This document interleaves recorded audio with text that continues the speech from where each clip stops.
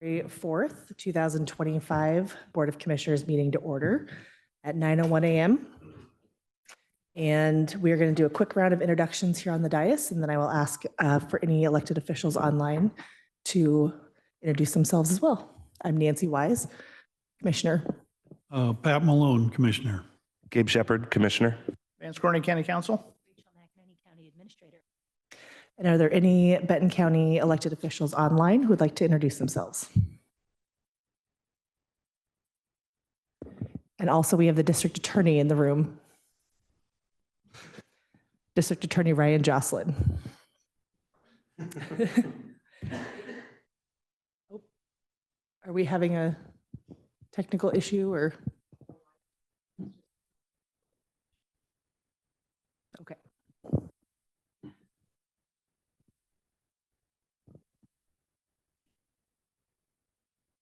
Let me know when we are good to go. We're good. Okay.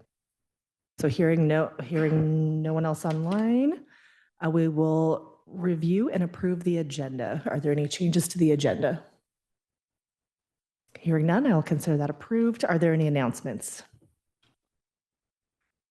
No announcements. With that, we will move into our proclamation, which is proclaiming February 2025 as Black History Month in Benton County. And we have John Phillips IV with us to read the proclamation, the Vice President of the Lynn Benton NAACP. Welcome.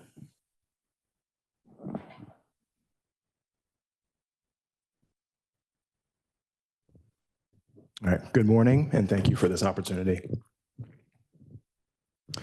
Whereas each February, Black History Month is observed across the United States to honor the achievements, history, and invaluable contributions of African Americans to the fabric of our nation. The theme for Black History Month 2025, Labor and Legacy, honoring African American contributions to America's workforce, established by the Association for the Study of American Life and History, emphasizes the vital role African Americans have played in shaping the labor movement, building industries, and advancing workers' rights. From enslaved individuals who built the economic foundations of the nation, to the courageous pioneers of the Great Migration who transformed industrial cities, African Americans have long endured and overcome systemic challenges to leave an indelible mark on America's labor history. African American leaders such as A. Philip Randolph, founder of the Brotherhood of Sleeping Car Porters, and Bayard Rustin, a chief architect of the March on Washington for Jobs and Freedom, were very instrumental in advocating for dignity, fairness, and equality for all workers. Countless African American workers, both past and present, locally and nationally, have contributed their skills, ingenuity, and perseverance to the fields of agriculture, industry, technology, education, healthcare, civic engagement, and the arts, thereby enriching the nation's and our county's economy and culture. Yet despite significant progress, disparities in wages, employment opportunities, and workplace equity persist, underscoring the need to continue addressing systemic inequalities and promoting economic justice for all Americans.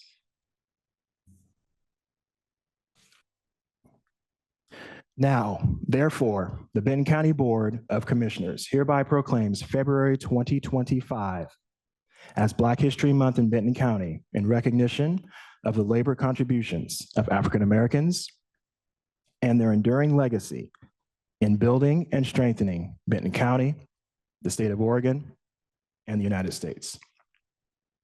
We urge all community members to celebrate the rich history and remarkable achievements of African Americans, to learn from their struggles and triumphs, and to commit to fostering inclusivity, equity, and opportunity in every workplace and community.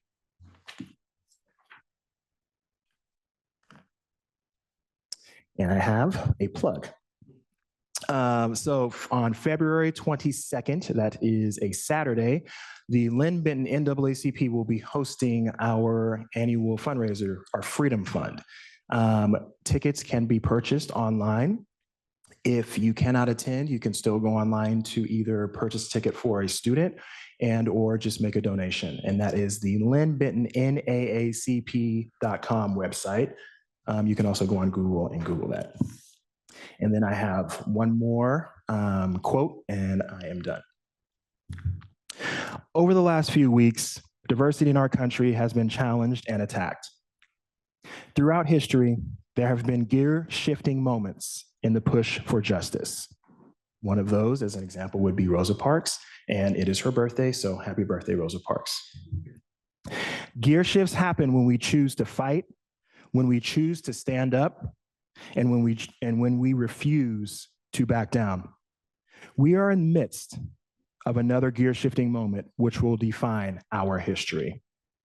We have never needed or waited for permission to celebrate Black History Month. Thank you. Thank you, Mr. Phillips. We have a proclamation on the table. Do I hear a motion? I'll move to proclaim February 2025 as Black History Month in Benton County. That's proclamation B 2025-001. Second. All those in favor say aye. Aye. Aye. Motion passes. Thank you. With that, we will move on to comments from the public. Do we have any comments from the public today? Thank you. It looks like we have one person signed up, Stephen Harder. Yes, please. Please come to the front here. And you will have up to 3 minutes to comment. And press the button in front of you. When it turns red on the top, it's on. Perfect. And you have to get kind of close to it. Like this? Perfect. Thank Great. you. Thank you. Thank you for having me. I will be brief, hopefully come in about the 2-minute, 45-second mark. My name is Steve Harder. I'm the Executive Director of Dial-A-Bus. Dial-A-Bus, as many of you know, is the contractor for all Benton area transit services, which is why I'm here today. I just wanted to check in with everyone and let you know what Dial-A-Bus is doing. We provide specifically those services we provide for Benton area transit. And by provide, I mean provide all the drivers, the dispatch, and the supervision services. Those are the ADA services for City of Corvallis residents, demand response, which is countywide service for elderly and disabled adults who do everything, who uses to go grocery shopping and get their hair done, to go to dialysis and cancer treatment. We run the 99 Express service, the commuter service from Adair to Corvallis, the Costa Valley service in partnership with Lincoln County, which goes all the way from the Amtrak station in Albany out to Newport, and what we call our contract service, which is home to work, work to home transportation for developmentally disabled adults in Benton County. I'm just going to touch on 2 facets of Dial-A-Bus, although there are 5 I'd like to talk about, but I'll just hit on 2. The first one is our safety record.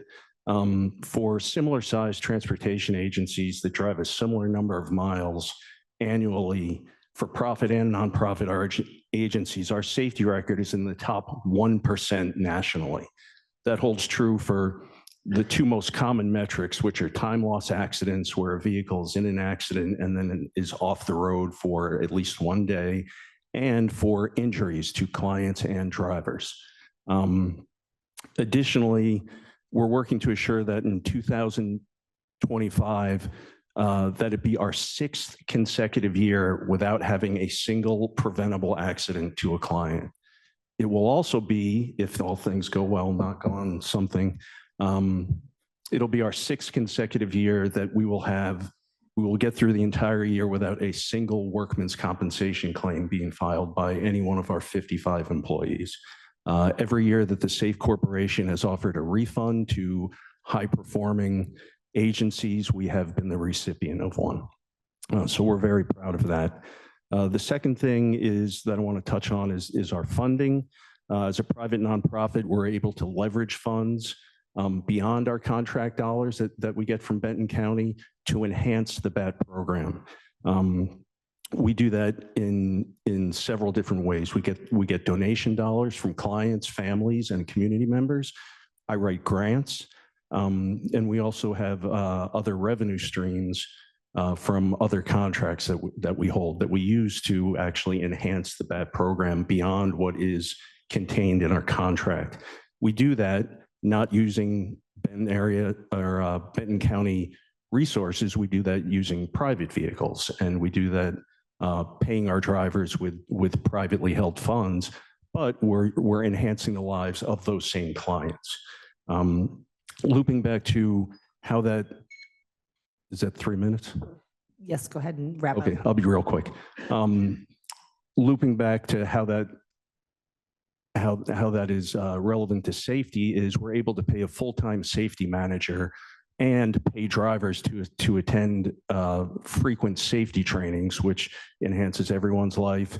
We also are able to provide service to many third-party groups who are in the same demographic that we normally serve: the Senior Center, Boys and Girls Club, Old Mill, and the sight impaired group, and a group of elderly people who like to go to the Oregon Symphony. And we do that all with privately garnered funds. So those are just some things that Dial-A-Bus of Benton County is doing in the county. And thank you very much for your time this morning. Thank you, Mr. Harder. We appreciate your commitment to safety, and it sounds like you have a safety culture at Dial-A-Bus. Thank you. Thank you. Is there anyone in the room that would like to provide public comment today? Seeing none, is there anyone online that would like to provide public comment? Hearing none, we can move on to our work session. First up is the transient lodging tax. And it looks like we have Greg Munn with us, our Chief Financial Officer.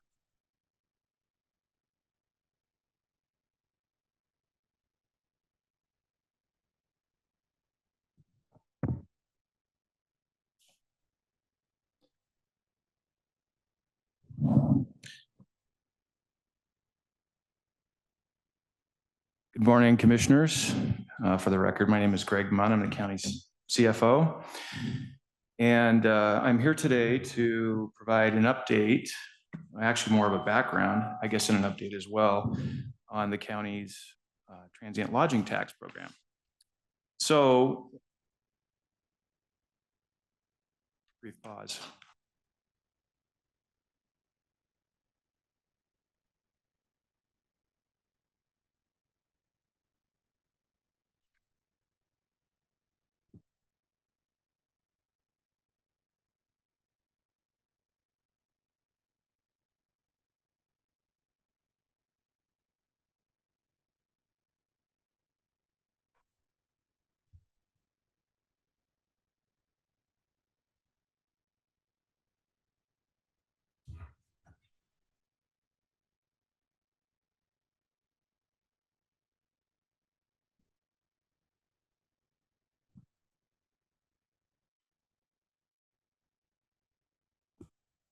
Apologies for the moment of silence, folks, but if you had a morning like me with kids everywhere, it's actually kind of nice. Here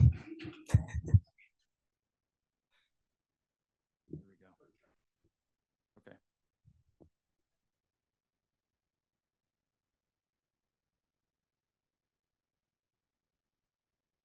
Okay. Next slide. Next slide.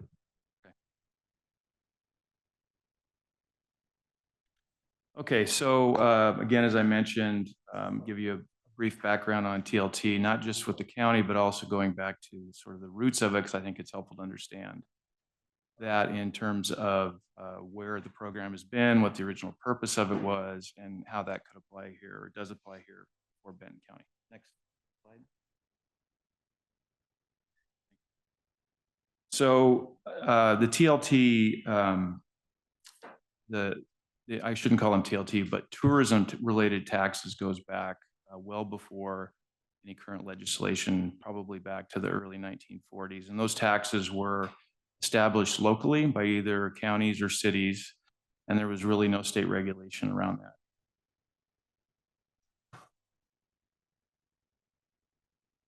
Is it Monday today? Are we having a board meeting on Monday? No, it is Tuesday. Okay. Should I just restart? Sure, that sounds great. No. Um, So if you think about back in the need for these sorts of tourism-related funds really began back in the 1930s with the advent of the automobile and the advent or the development of the statewide and state and national roadway systems. So people were traveling a lot more, and there were increased costs and needs to fund the sort of infrastructure that supported those interests. So in the 1930s, Oregon's then new State Tourism Bureau was part of an agency called the State Highway Commission. And then in the years followed, that transition between departments and programs in the state, and eventually underneath House Bill 2267 came housed underneath the Oregon Tourism Commission, and you'll probably all be familiar, their DBA is Travel Oregon. So that's where Travel Oregon came from. And in addition to this, the 2003 House bill introduced statewide legislation for all existing and new moving forward TLT programs.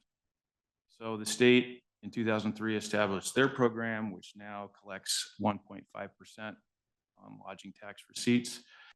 Then, as it says here, restricted that at least 70% of any new TLT collections, any new collections that began after 2003, 70% of those collections would go to tourism promotion or tourism facilities, and there's definitions for exactly what that means.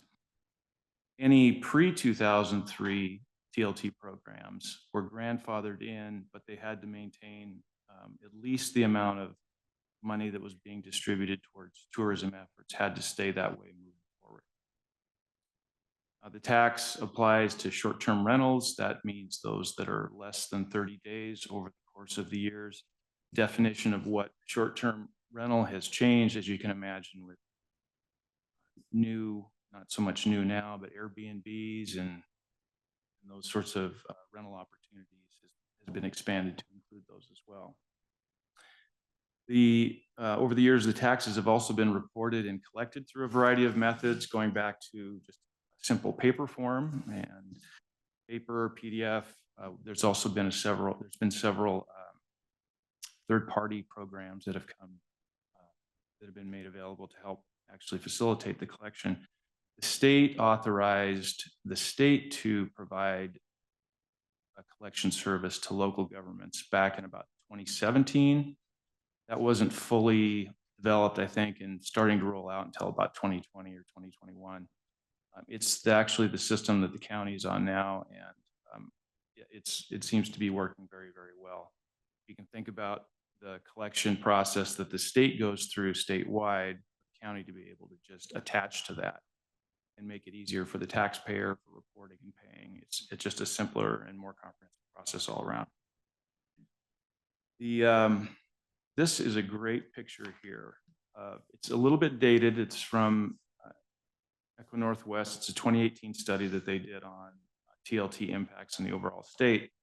But the reason why I wanted to share this with you is it shows you both the location of where TLT programs are in the state and then the magnitude. So you can see that it follows the I-5 corridor for the most part. There's a large presence there in Central Oregon, up and down the coast and along the Columbia River Gorge as well. So interestingly, on a revenue per capita basis, the average in 2018 was $56, but for Cannon Beach, they were the highest at almost $2,500. So the impact of those funds that are collected there on that smaller community is pretty significant. So what about Benton County? So as you know, there's a 3% lodging tax. It was implemented in 2019 and codified under Chapter 39 of the county code. Originally, the collections were processed through an agreement with the city of Corvallis, and that switched also for the city and the county went to the state in 2022. And here is just a snap. There's a lot of information on this graphic here, but just sort of in ballpark terms, the county collects about $1 million a year in TLT revenue. And about 75% of that goes to tourism or tourism related uses. About 25% of those dollars stay within county's general fund for general operations. Not a coincidence at all, but you can see the bar graphs jump significantly between 21 and 22. And that is tied directly to using the state system for collections that was already established, plus counties was also new at the time, the collection process. So most of those dollars in blue there go to fund fairgrounds work at the master plan work at the fairgrounds. And about the orange bar there is general fund operations, and the balance of it goes to a couple of other minor pieces.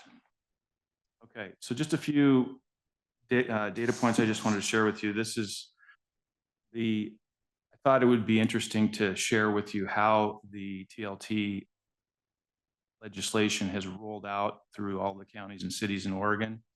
And you've probably heard the phrase, if you've seen one county in Oregon, you've seen one county in Oregon. I would say the same thing about TLT programs. For example, Benton County, we have a countywide TLT that applies across the county. In addition to that, the city of Corvallis has a 9% TLT. So for within the city limits, it's 12%, and outside of the city of Corvallis, it's only 3%. As opposed to, say, looking at Deschutes County that has an 8% rural area TLT, but that doesn't apply within the city limits. So the city of Bend is 10.8%. Outside of the city or outside of any of the cities, it's 8%. But one of the reasons for that difference is if you think of Sun River. So Sun River is a huge driver of TLT in Deschutes County, and it really could be its own incorporated area, but it's included in the countywide collections there. Another one that's interesting is Washington County. This is also another different one. Washington County applies a 9% across all the county, and then the cities apply incremental amounts on top of that. So the city of Beaverton is another 4%, I believe. 4%. So their total within the city is 13%. So there's a variety of different ways to that applies across the state.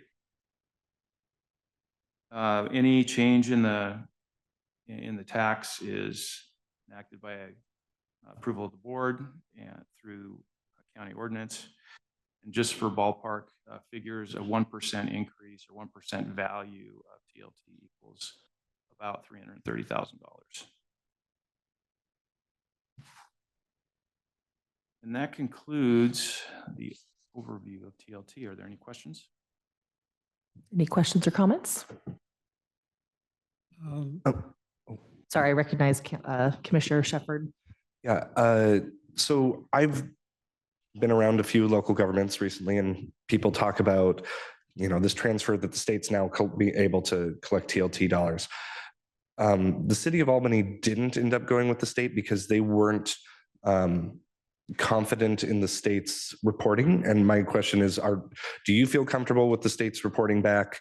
Because my understanding is they don't give you an itemized return. It's just a chunk of money.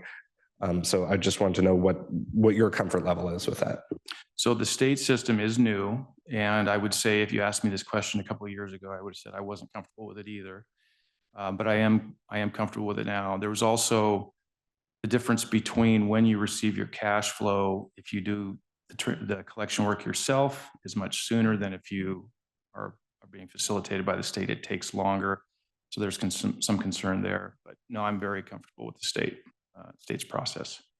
Administratively, it's a much more efficient way for us to collect the tax. And from the taxpayer's perspective also, it's a one-stop reporting, much easier, much clearer, straightforward than if they have to go to 2 different or even 3 different locations to report. Great, thank you. Yep. I was around when Benton County was excuse me, considering this in 2018, 2019, and I guess 2019. And we brought in the local hotel folks, and they weren't thrilled with the idea, but were concerned about the Airbnb type operations that they were going to be paying their fair share. I guess my question is, how are we or the state doing on compliance and finding, kind of scattered, maybe relatively small operations that by law should be paying the tax? So that's a great question, and that was one of the interests in originally moving to a third-party software.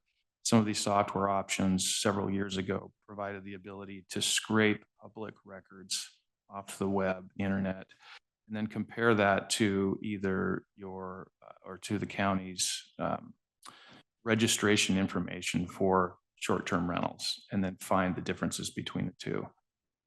The state's program, I don't know how successful those have been with some of these third-party softwares. The state originally was talking about that, but I don't believe that they are moving in that direction at this point. So there is potentially a gap there of people that are renting out their places that aren't collecting a TLT.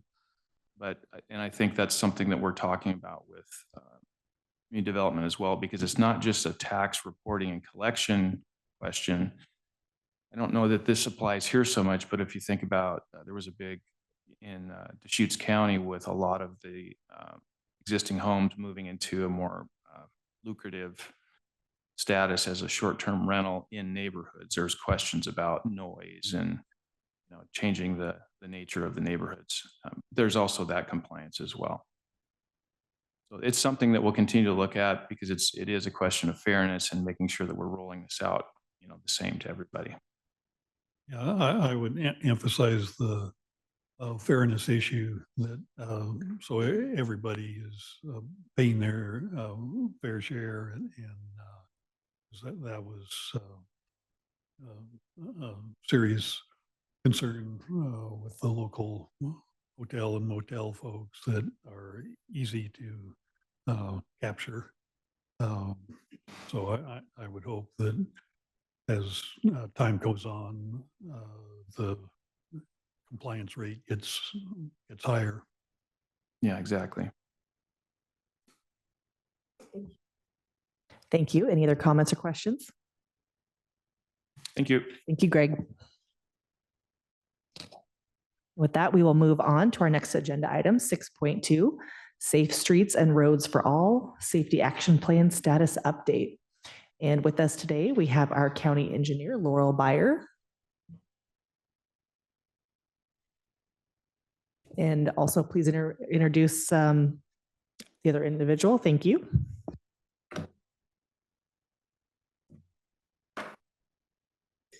Good morning, Commissioners. Rachel Vance. I appreciate your time today. We've received grant funding to do Safe Streets and Roads for All. And what that is we're working on a transportation safety action plan, and it is countywide, data-driven. And so we've already set up a task force, had our first meeting. So I do have John Boskett here from DKS Associates. He's part of the consultant team, really the lead consultant for the team that's helping us with this effort. And so he's going to give you a presentation on where we're at and next steps for the board.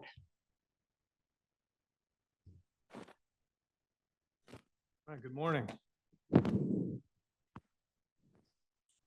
How's this? Better?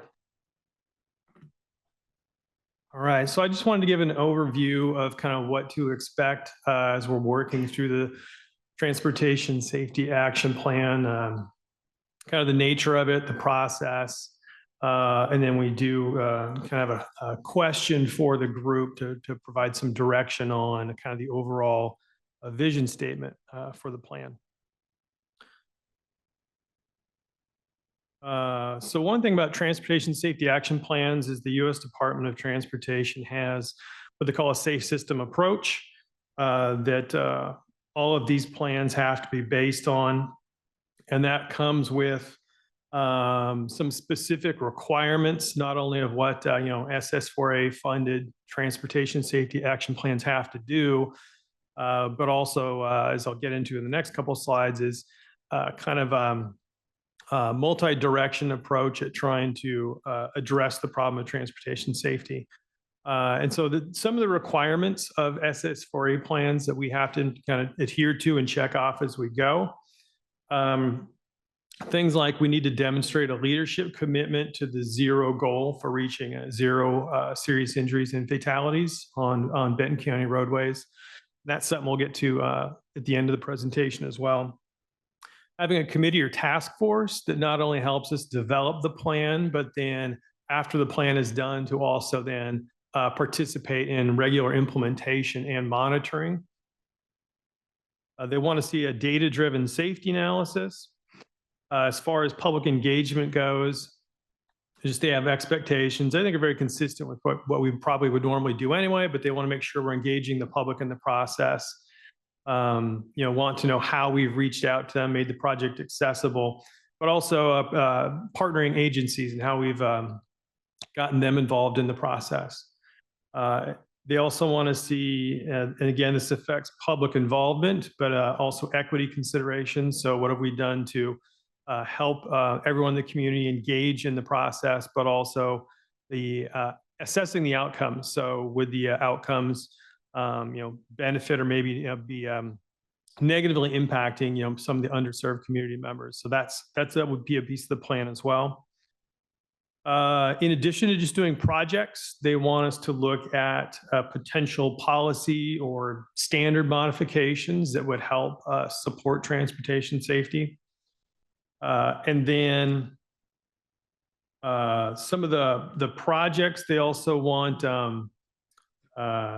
us to kind of identify or provide some general timeframes for implementation, which I know can be tough, and a lot of this is going to depend on funding and resources.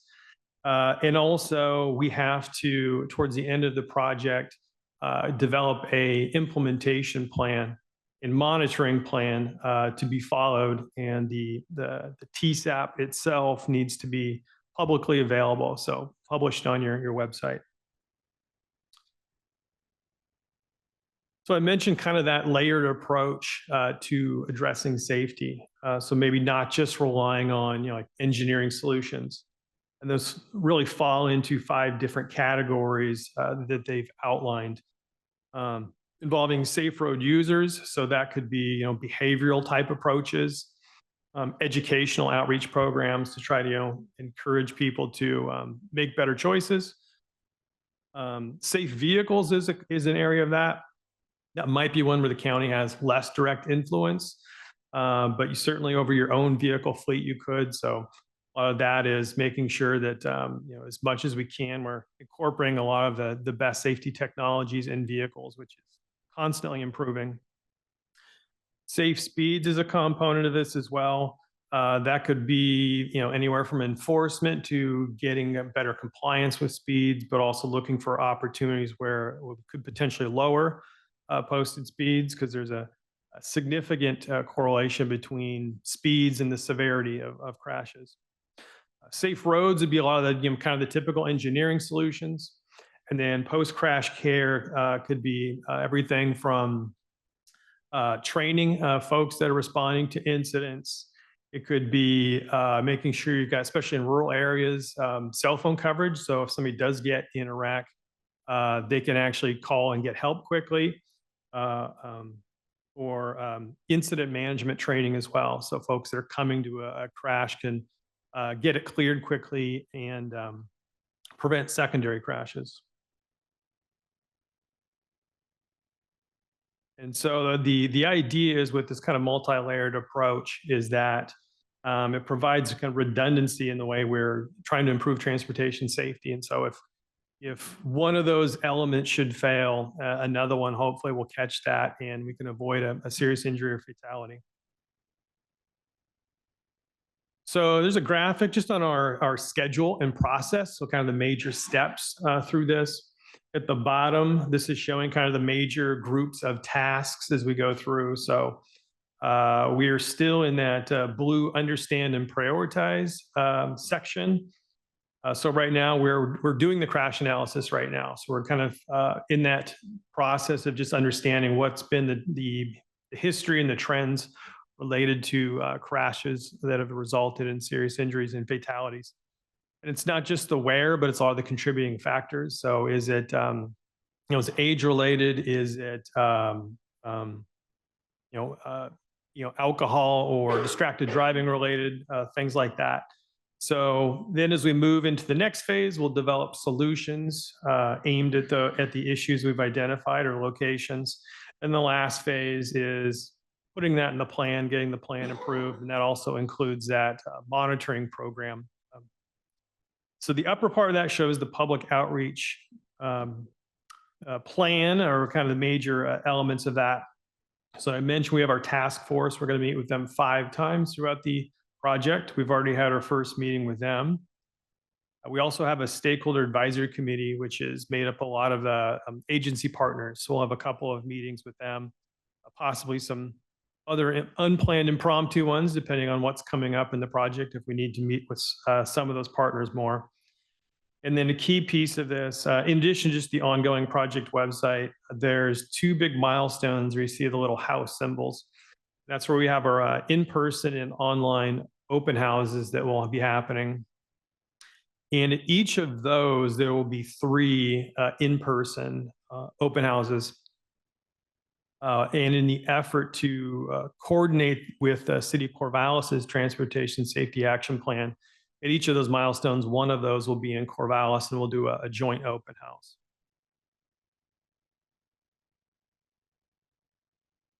And speaking of coordination with the Corvallis plan, you may be familiar with the memorandum of understanding that the city and the county signed specifically about coordinating these 2 efforts. And for really just the benefit of making efficient use of resources, trying to make the process with these 2 plans going on, they're obviously going to be very related, easier to follow for the public, and not confusing and how to engage. But also at the end of the day, if these plans are well coordinated and we come out with some solutions that the county and the city are holding as priorities and want to do joint applications for implementation grants, that makes those applications a lot stronger. That is one hope, for an outcome of this. And so we followed that memorandum of understanding pretty closely and embedded a lot of those key strategies into our work plan. And that's everything from starting with project management and just the way we're coordinating these. Laurel's involved on the city's project management team, and their project managers on the county's project management team. And so between the 2 projects, we're talking every week just about status updates and issues and ways to coordinate. We're also trying to coordinate those schedules that I showed you as best we can. The city has a lot of supplemental things going on in there, so it's going to get a little tricky, but at least through the first open house, we're very well coordinated, and we have that planned to happen in first week of April. Also, just things like the boundaries. So how are we going to handle and coordinate on county solutions and county facilities within the city limits? How are we going to address things in the urban fringe? We're sharing all of the data that we're collecting for both plans with each other. We're doing that crash analysis at the same time, so we get consistency of findings, so it's not confusing to people, and just also for efficiency. And as I mentioned, public engagements being coordinated, having consistent messaging, and then linking the websites. We're using actually just a joint comment map on both the websites, so you don't have to hop between the 2 plans if you want to make a comment within the city or in the county. And just sharing any public feedback that we get from one plan with the other plan, and having those joint open houses. And there is one kind of a special topic within the county TSAP that we've added here. This was an issue that was raised during the development of the transportation system plan, where we recognize there are a couple of locations in the county where we had a lot of mixing of freight vehicles moving goods, agriculture equipment, and so on, and also biking, and roads with sometimes narrow shoulders, a lot of potential conflicts. So we're recognizing the need for both of those to occur, but also the kind of the inherent safety issue of the mixing those. And those were specifically in the North County. It was at kind of these parallel corridors of Spring Hill Drive and Independence Highway, and then in the south, Bell Fountain and Fern. And really didn't have kind of the time or resources during the TSP to really dig in deeper, talk to the stakeholders, and really find kind of a solution that works for everybody. And so that was those kind of that more in-depth look was deferred to a later date. The later date has come, and that's now been put into the TSAP plan. So we're about to engage with some of those stakeholders actually right now, and have those conversations, see how people are using the corridor, their preferences, ideas for solutions, and so forth. So that's kind of a special element that we'll be addressing specifically in this plan.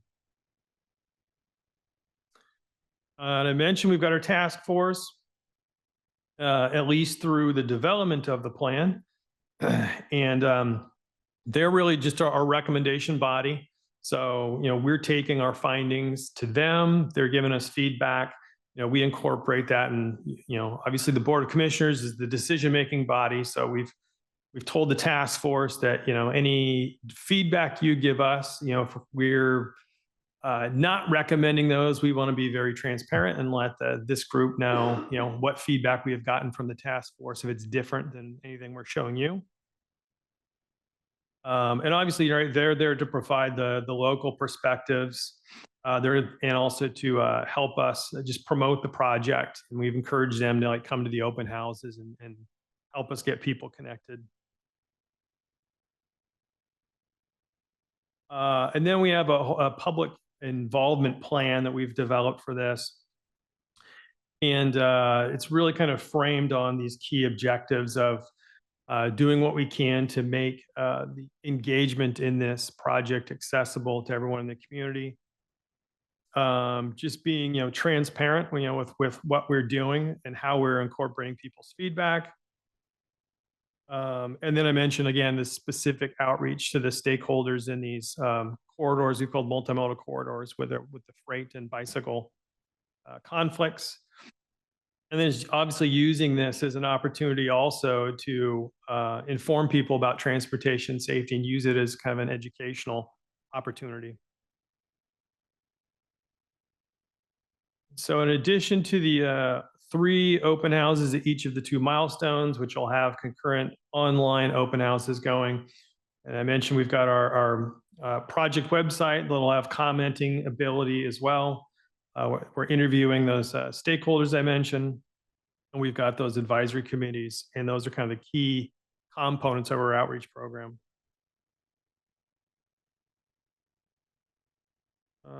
I'm actually going to call an audible and skip to my last slide. Then I'm going to come back to this one because I think I'm going to ask a question here. So I might as well give you the next steps before I get into the question. So going forward, again, we're about to start the stakeholder interviews with folks in those, what we're calling the multimodal corridors of Spring Hill, Independence Highway, and Fern and Bell Fountain. We're developing the findings of the crash analysis right now. And so that'll show us not only what are the kind of the key contributing factors to crashes that result in fatalities and serious injuries, but also identifying kind of the hot spots. Where's the high injury network within the county?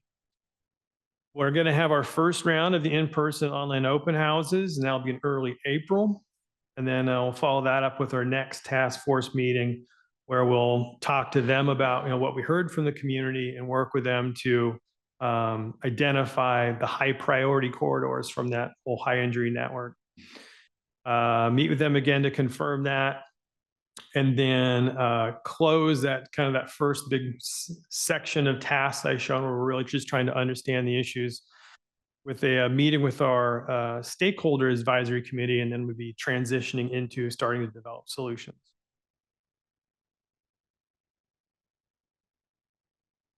So what I skipped, the last thing on here was the area where we're looking specifically for some direction from the Board of Commissioners. And that was back in that first requirement that I mentioned, where they're looking for a leadership commitment to the zero goal And specifically, what I've highlighted here in yellow, these are like the actual kind of verbatim requirements we've about the statement for reaching zero serious injuries or fatalities. So it says a high-ranking official and or governing body in the jurisdiction publicly committed to an eventual goal of zero roadway fatalities and serious injuries. And the commitment includes either setting a target date to reach zero or setting one or more targets to achieve significant declines in roadway fatalities and serious injuries by a specific date. And I have examples on the next couple of slides of what those could look like. So we took this to our task force, talked with them about it and the importance of it. And sometimes setting this goal where you're saying we're going to achieve or want to achieve zero fatalities and serious injuries by say 2040. It's a pretty bold statement, and obviously could be incredibly hard to actually achieve. Sometimes people are uncomfortable making such a bold statement, but it does play a lot of importance, I think, also just with communicating where the county wants to go with transportation safety, and acknowledges very clearly that no fatal or serious injury should be deemed acceptable. And it can be really powerful and aspirational to encourage changes in behavior decisions as well. And I think also just having that ambitious goal is just one way you drive towards achieving those significant improvements. So feedback that we got from the task force, we had this conversation with them. They were very supportive of the Vision Zero goal and being very bold with that statement. They really liked the idea of having a target date to reach zero. They suggested 2040 could be a date, which aligns with, I believe, the TSP Horizon and your Thriving Communities Initiative. Or they said, and maybe having a common date is what the city of Corvallis puts in their plan, right? Since we're coordinating these. And so, the city is deferring, deciding how they want to frame up that vision statement towards the end of their project. We don't know what theirs looks like yet. And then they also like the idea of having an interim milestone for achieving the significant decline.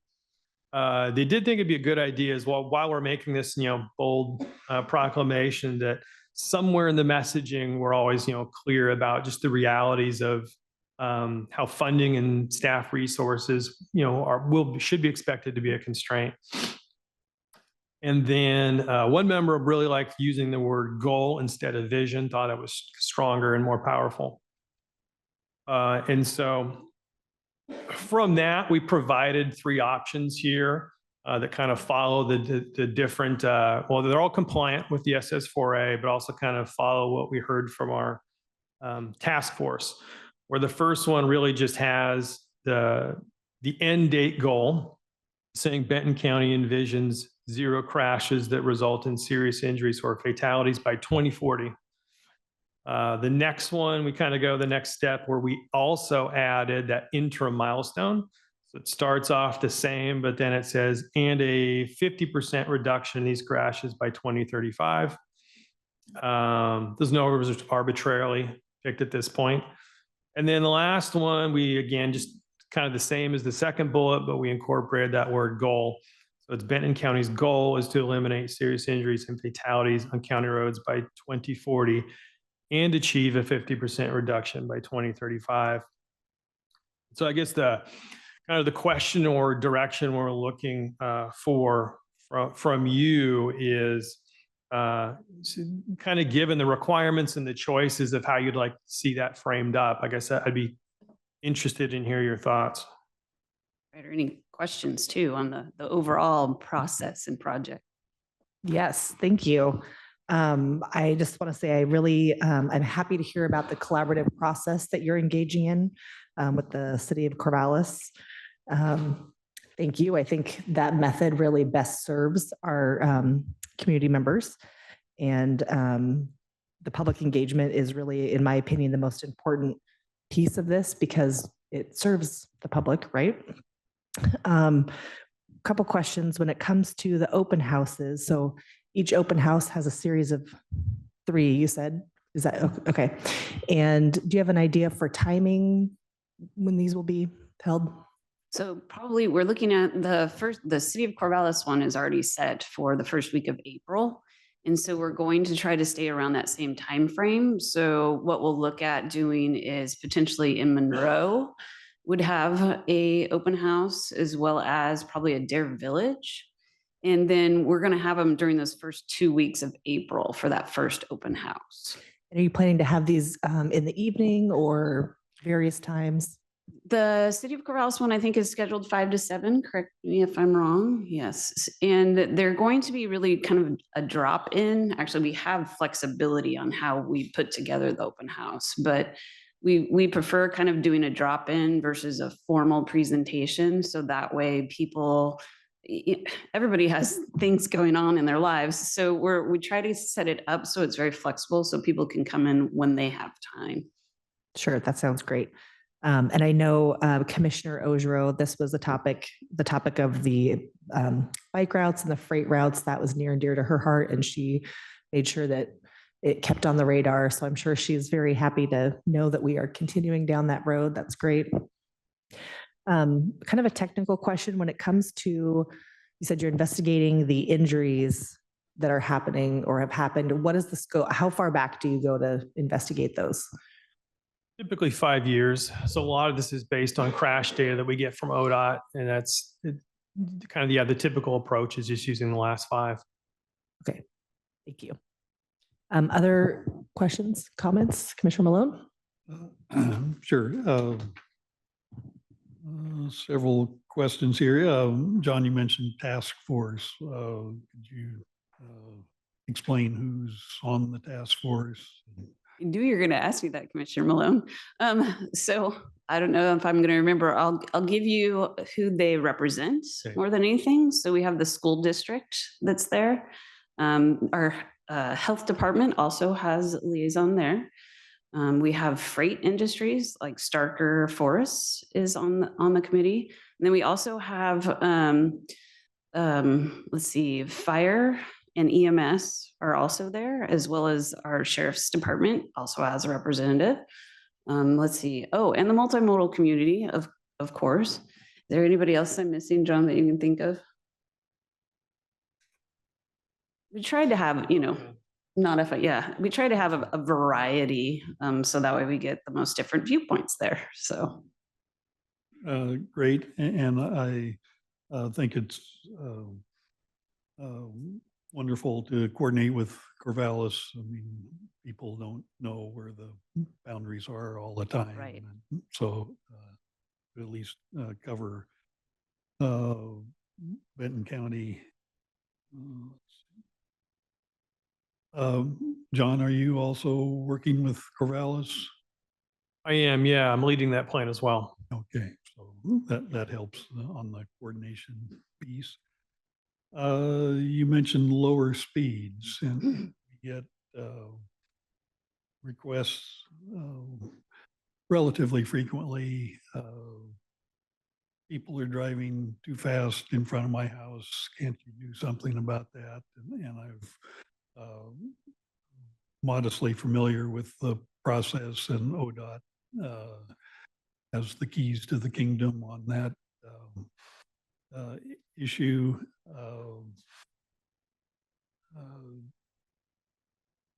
I guess how cooperative is the ODOT speed setting group to this initiative? So we still need to follow the state statute and ODOT's requirements. So it's every road is a case-by-case basis. And so when we get a speed complaint at the county, we go out and do our own speed study and determine if really it would be warranted to take it to the state, because we know we're in close contact with them, and we make sure that if it even has a possibility, because unfortunately, sometimes the state might come back and say, well, that 45 should really be a 50 mile per hour. And so we don't want to go there. So that's why we do our own independent study first. So just kind of we're looking for opportunities where potentially we could reduce speed limits, but it still has to be within that program at the state. So we can't do it unilaterally. Well, and I have an example. When I was a kid, I think on Dundee or one of those small towns on 99W, and I believe they had a 15-mile-an-hour speed zone on the highway going through town, and made a pretty good living on, because that was 5 or 10 miles an hour lower than anybody else. And so I can see why ODOT would want to standardize things so that, but with input from local jurisdictions. I guess my other thought is we are developing our county budget for the next biennium, and hope that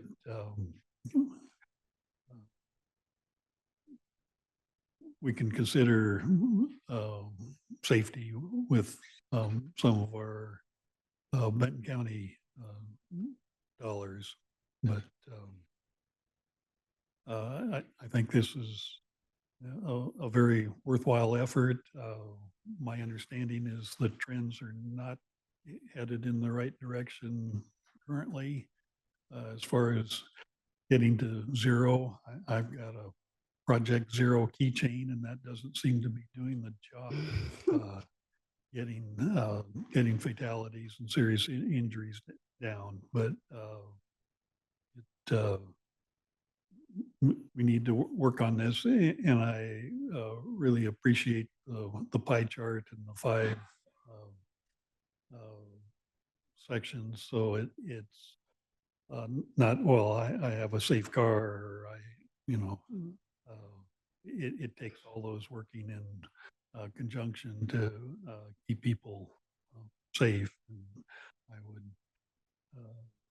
make sure that's towards the top of the slide deck, because I think that shows how things really work, and figure out which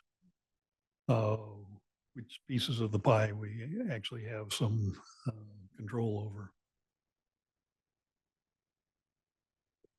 All right. Excuse me. Few questions and then an answer to the question.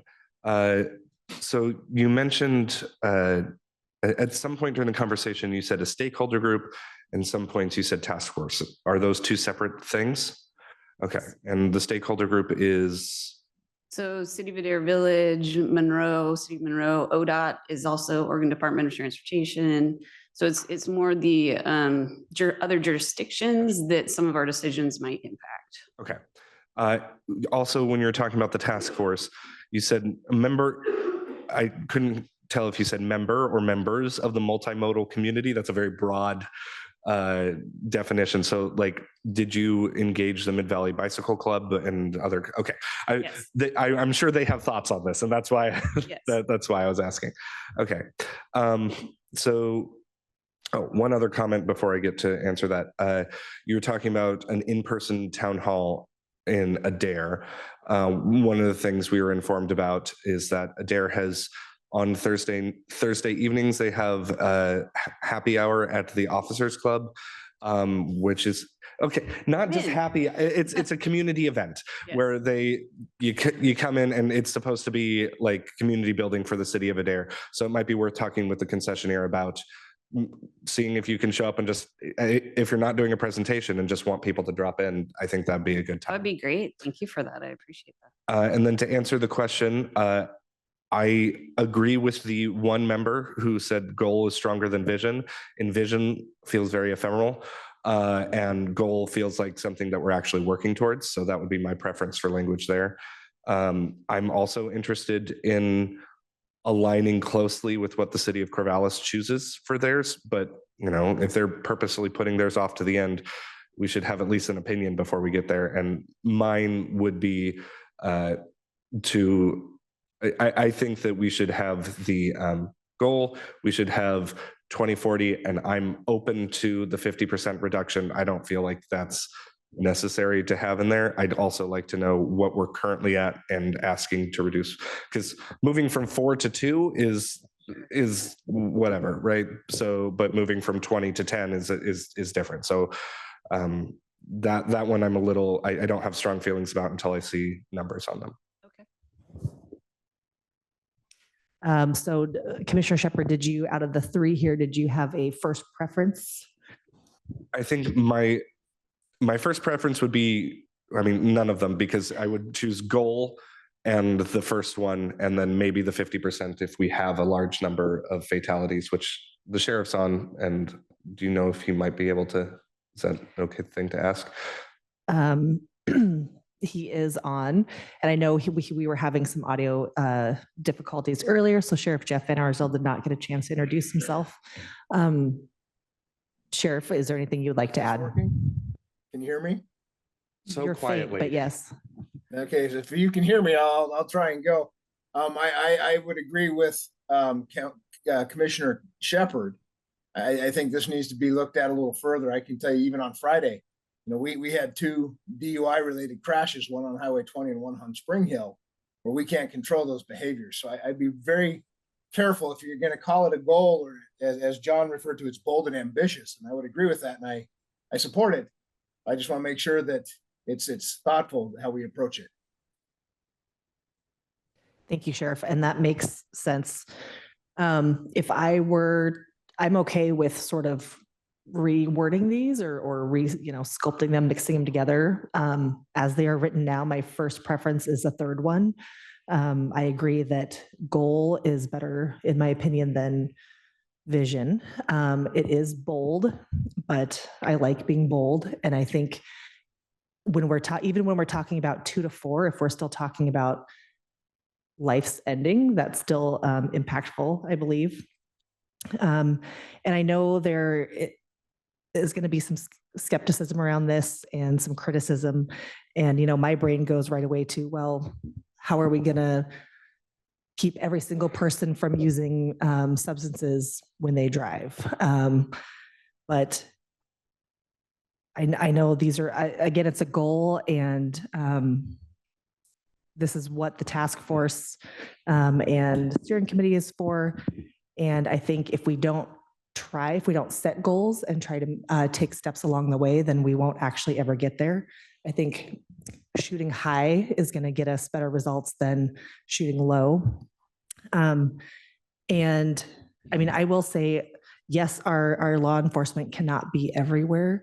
They can't always be everywhere providing tickets or providing education, whatever it may be, but they already do a great job. We have deputies that have shown up and deployed Narcan and used AEDs to save people's lives. We had a deputy I know apply a tourniquet and save a man's life who ran over his own leg. So I know our deputies already do a great job. And then if I may as well, just to kind of piggyback on this a little bit, Lieutenant Bodorf works closely with ODOT, and we receive quite a bit of grant funding from ODOT. So we are able to put extra personnel on the roadways for traffic enforcement and education specifically, just as an FYI. That's great. Thank you, Sheriff. Commissioner Malone? Yeah, I am kind of mixed feelings. I like the 0 goal. That's a nice round number. And but how realistic is it? Are we putting out a goal that we're not going to achieve? But it's a good goal. So I kind of have mixed feelings, but would like a little more time to figure out maybe how to rework things a little bit, and also see what Corvallis thinks. But yeah, I guess I'm not ready at this time to do 1, 2, or 3.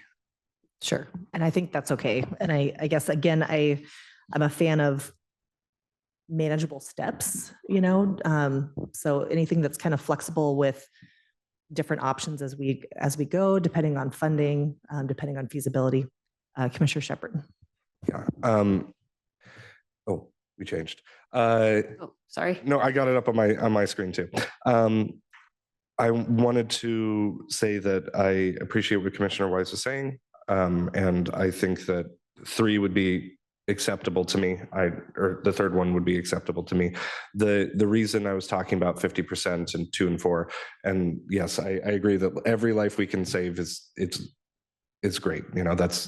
That is an important piece of this.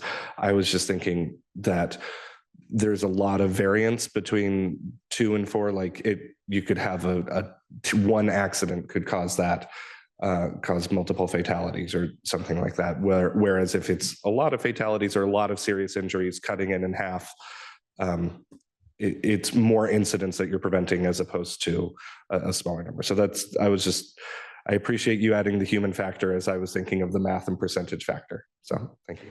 Then I have another question. On this timeline, when do you come back to us and provide updates? That's why I had Okay, to move the perfect. schedule, because I was thinking one step ahead to find out. So right now, like John mentioned, we are still evaluating the crash data. And so when we look at that, our goal is to have that though by the online and in-person open houses, correct? John, correct me if I'm overspeaking. Yeah, I see the benefit of having the statement earlier is just for the public messaging, right, as they're going through this process. We don't have to have it until we're done with the plan towards the end, right? Like Corvallis is doing. I think they wanted to do more of the let's learn as we go, kind of wait and see, take the information to make the statement. So there's 2 ways you can do it. So then, let's see, the next task force. We could be looking at bringing it to the second meeting in April, bringing it back to you to discuss some of our findings and some of the public outreach information that we've received, as well as that gives us another opportunity to meet with a task force again. And then, unless you're ready today, to give us direction, but if not, we can look at probably that second meeting in April to come back to you. Sure, that sounds good. And we can be flexible, I think, whenever you all are at a place with enough information. Okay. Sounds good. Anything else? I don't think so. Any other questions, comments? All right. Just 50% reduction in prices by 2035. Doesn't have to be in the vision statement, but what's the baseline for 50% from 2020 or? So, there was some discussion of the task force about that, understanding as we implement some of these policies and or get grant funding for other projects and do some of the things that come out of the Transportation Safety Action Plan, is that we're not going to reduce crashes and fatalities, linearly. More than likely, it's going to be kind of like I'm such an engineer, like a reverse exponential curve, to where, we start reducing injuries. And then by 2040, we're going to see a significant drop. And so that was the only reason why they were looking at the 50% by 2035, is to kind of push it out a little bit, but also trying to make it a little more realistic or predictable. Sure. And I sit here and I think of constituents that reach out to us and they say, hey, this curve is really dangerous and this intersection is really dangerous. I see near misses there every day. And at this point, it's hard to get any movement on that. So I think at least, even if we say our goal is 0 fatalities and we still have fatalities, at least hopefully we can have some updates to dangerous infrastructure that otherwise might not get made. Right. Last question. Is there any funding to help with the multimodal corridor study? So let's see, I'm not quite sure. So we're doing that now as part of this Transportation Safety Action Plan, is reaching out to stakeholders and kind of identifying what makes more sense for a freight route versus a multimodal corridor. And so, but doing improvements to those corridors would have to probably be through a different grant funding. The good thing about having a transportation safety action plan is the next time that the Safe Streets and Roads for All grant opportunity opens up, if it does, we are set up to actually apply for implementation grants and going, for our high priority corridors and or intersections, whatever it may be. Well, thanks. All right. Do you have everything you need from us for now? I think so, yes. Okay. Thank you so All right. much, Laurel Thank and you. John. Have a great day. You too. And I am going to call for a 5-minute break. So let's all come back at 10:16.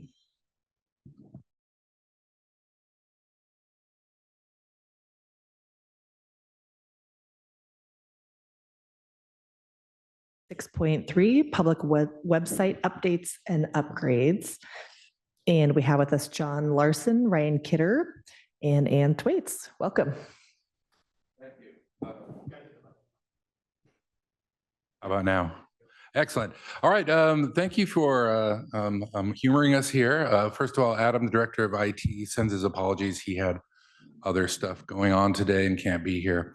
My name's John. I'm the deputy director of IT. And just to kind of give a little overview of how IT works, I manage the team that we call the innovations team. And our job really is to help shepherd technical solutions that will help us meet the county goals. And so the website kind of falls under the purview of that.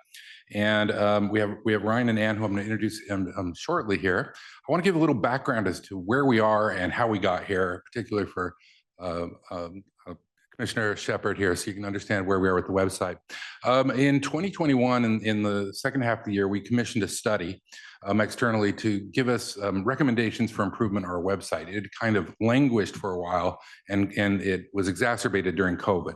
So they came in and helped us walk through, what are the problems, interface with the public, with the people in the county, and we sort of set a plan to rewrite the website. So we really started that at the end of 2021. And we released the new website about a year ago, and that was a major lift across the county. We did two things. We revamped the technology and made sure that we owned it. In the past, when it was done about 9 years ago, we had put an outside firm to do it. And so we didn't really have control. We had to ask them or pay them to do updates. So we wanted to bring it completely inside the county, which we did. And then we had identified there were a lot of broken links and dated information and things. So we had a big initiative to have every department in the county rewrite, and we made them rewrite everything on the website, which was a huge effort, and it was successful. So that led us to about a year ago. In October of 2023, we hired Ryan here, who is an experienced web designer and just has been a great addition to the county to help us shape the overall mission and congruency and all that of the website. So he came in and he's been a huge help to help us with design and user interaction and help guide the different departments in the county to get a consistent feel of the website. And then, of course, a few months ago, Ann joined the team working as the PIO, and she has been a godsend because she has a really great understanding of technology, what we can do, and helping provide that voice of making sure that what IT is doing is in alignment with what the BOC wants. So that leads us up to where we are today. So I'm going to have Ryan kind of talk about over the past year, what things we've accomplished, what we're working on, and then where we're going. And then we'll have Ann contribute what she has. Hello, good morning. Do we have the slide deck available?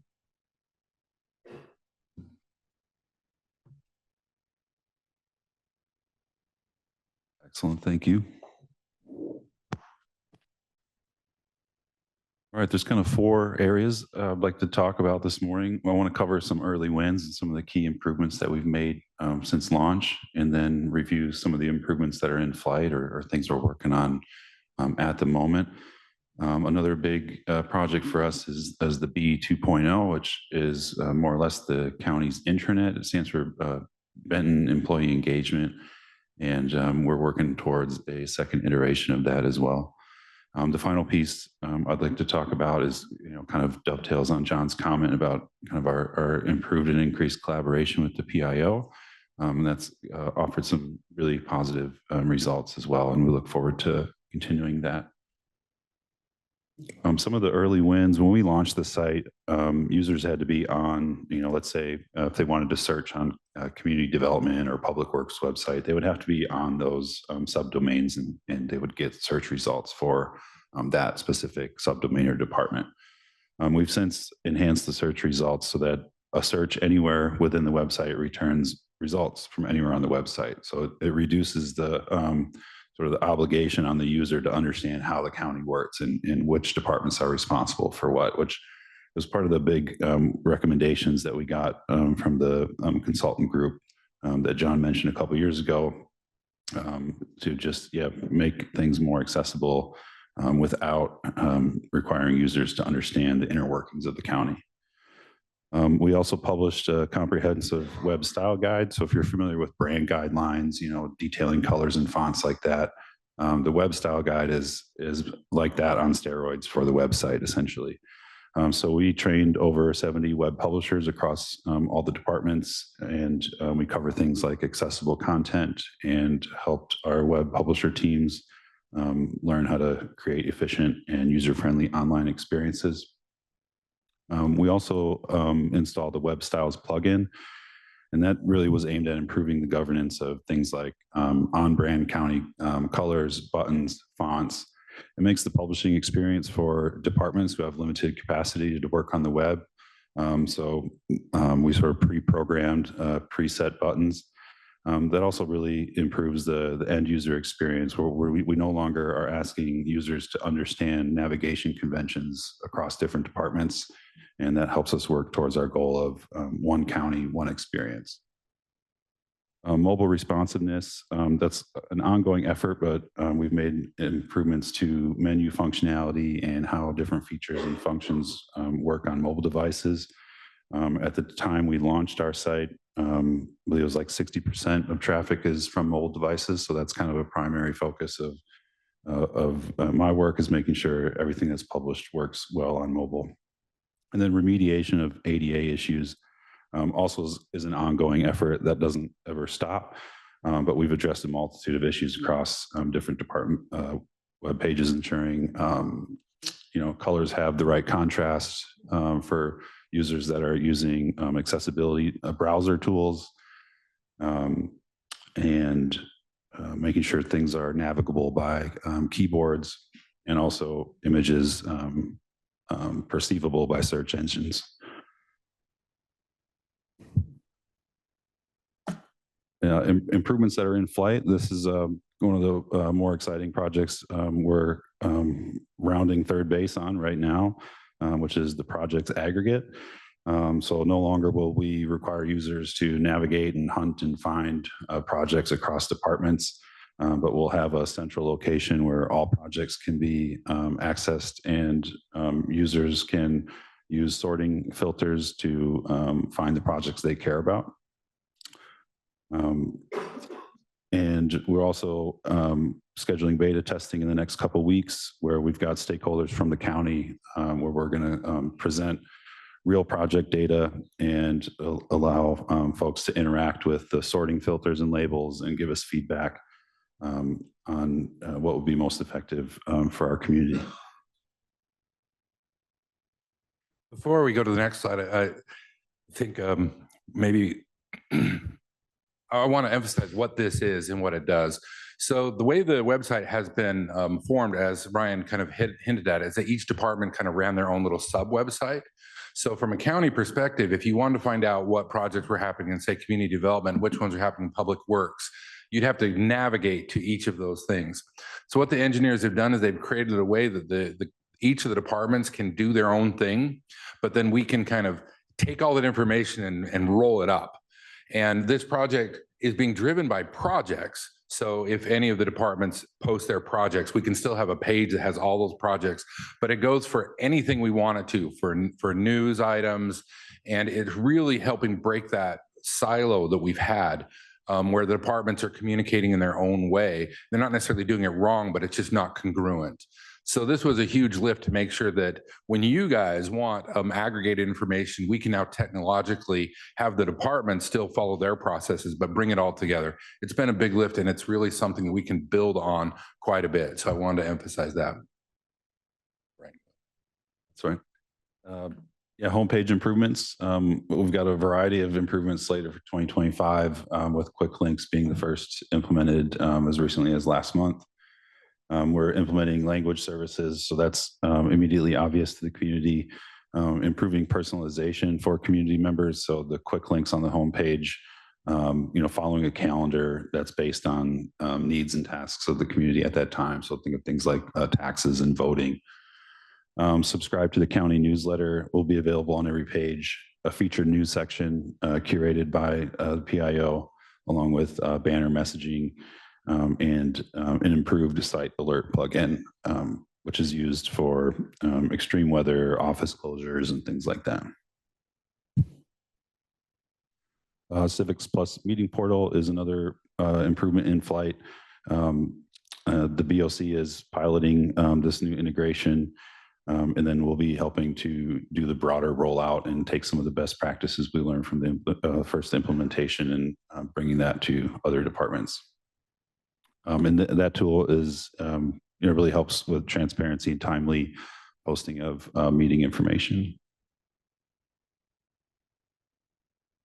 A little bit more about the B 2.0, rather than just, moving it from one platform to the other, we're really taking the time to define what the purpose of it is and build what employees are asking for versus it becoming just a dumping ground of content. So we're also taking into account the technology landscape. So making sure that we avoid redundancy, we improve accuracy of content, and also we push content to the most appropriate channels. So, training content goes into our training platform versus the training platform and sometimes the B, so on and so forth.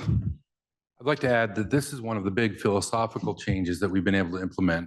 In the past, like if finance was saying, okay, here's a form that an employee needs, it'd be on the finance section of the intranet. And if HR had one, it'd be on the HR section. And so with the new B, we're really taking we're inverting that design process and design it from the perspective of the employee. The employee needs forms. The employee doesn't necessarily care which department controls those forms. So it's a slightly new approach, and it has a few growing pains as we try to integrate instead of doing it from, optimizing for the departments rather than optimizing for the audience, which I think is a general philosophical arc we're following on the website across the board, moving away from departments driving to departments participating and helping get the information to the audience.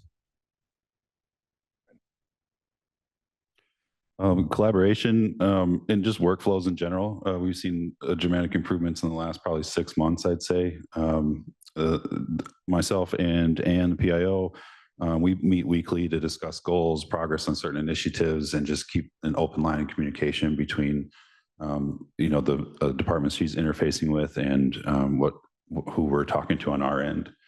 And that rolls up into a monthly PIO and innovation team leadership meeting. Again, ensuring momentum and clarity, visibility on high visibility projects, and just making sure we're in lockstep together.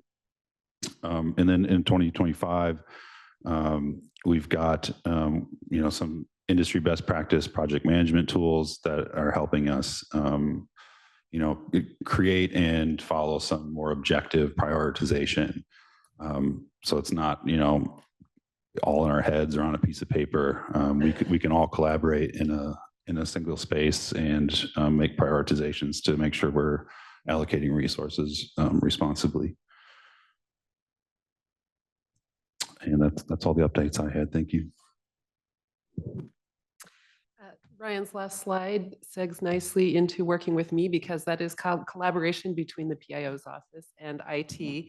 And I have been with the county less than 6 months now and came in right away, excited to tell stories about the successes, about the things that county employees and county programs are accomplishing, and being new to the county and new not just as a resident, but as an employee of the county. I saw with some fresh eyes things that were really fascinating to me that I wanted to know more about. And starting to work with IT, it's been really gratifying to see that they are so close to done on the projects aggregate, and they have some other things in progress that are going to make it easier for me to share out stories from throughout all of the departments, programs of the county about things that are happening. So success stories and human interest stories that really share the ways that the work the county is doing is really impacting individuals and families and groups in the county are going to be so much easier to share. But it's not just all about my personal agenda and my personal preference for telling interesting stories, which is what I like to do. There are some real benefits outside of that that we're going to see, driven by things like the proliferation of AI. This is a time when we really need to have the Public Information Office and IT working very closely together, because so many web search results now are being generated. They're being synthesized by AI.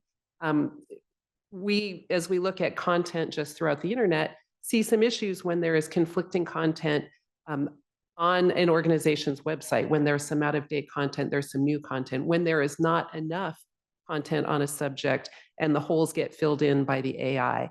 And so we are going to, moving forward, be really mindful of content, of how is our content being mined from our website, how is it being scraped and kind of reworded and repackaged. And so we're going to be very mindful of where do we need to update, where do we need to clarify, and where do we need to add so that we are being accurately represented by mindless robots, basically. And so the mindless robot part of that equation will probably lead to mixed success, but if we can continue to improve and stay abreast of changes in the technology as they happen, that's something that this collaboration is really going to enable. Also, being a little bit more responsive, or maybe a lot more responsive to changes that are happening. Being in the Board of Commissioners office, I am much more aware of commissioner priorities, the legislative priorities, the funding priorities. I know more about what you want and you're interested in than IT is able to keep up with, because I'm right there next to you. And so I'm able to kind of pass that along and see how can we react quickly to something that I have just become aware is a priority, a community priority, a board priority, and just respond to what is going on in the media locally, nationally, so that we can make sure we are putting out the right information at the right time, not just putting it out, because we have been putting out relevant information in a timely way, but it has not made it to the homepage of the website. It hasn't made it always to places where it has been as easy to find. And so all of the updates and the innovations that this team has made are going to make that much easier now to react quickly. So we will have responsiveness and to be able to take a homepage that has been relatively static and change it to something dynamic and responding to today's newspaper article or an opportunity for funding that we just became aware of. We can immediately highlight on our homepage, here's what the county's already doing. We are a good bet for continuing funds in this area because we have been good stewards of the funds we've gotten in the past and we've gotten results. And so I'm really excited to be working with this team. The innovation team have been great collaborators, and we have a lot of ideas for moving forward that I think are going to really help to meet some of your priorities for communicating to our communities. All right, thank you. Let's see, I have a couple comments and a question. I mean, first of all, we have come so far and made such huge improvements to this website. I'm very pleased with how it's going.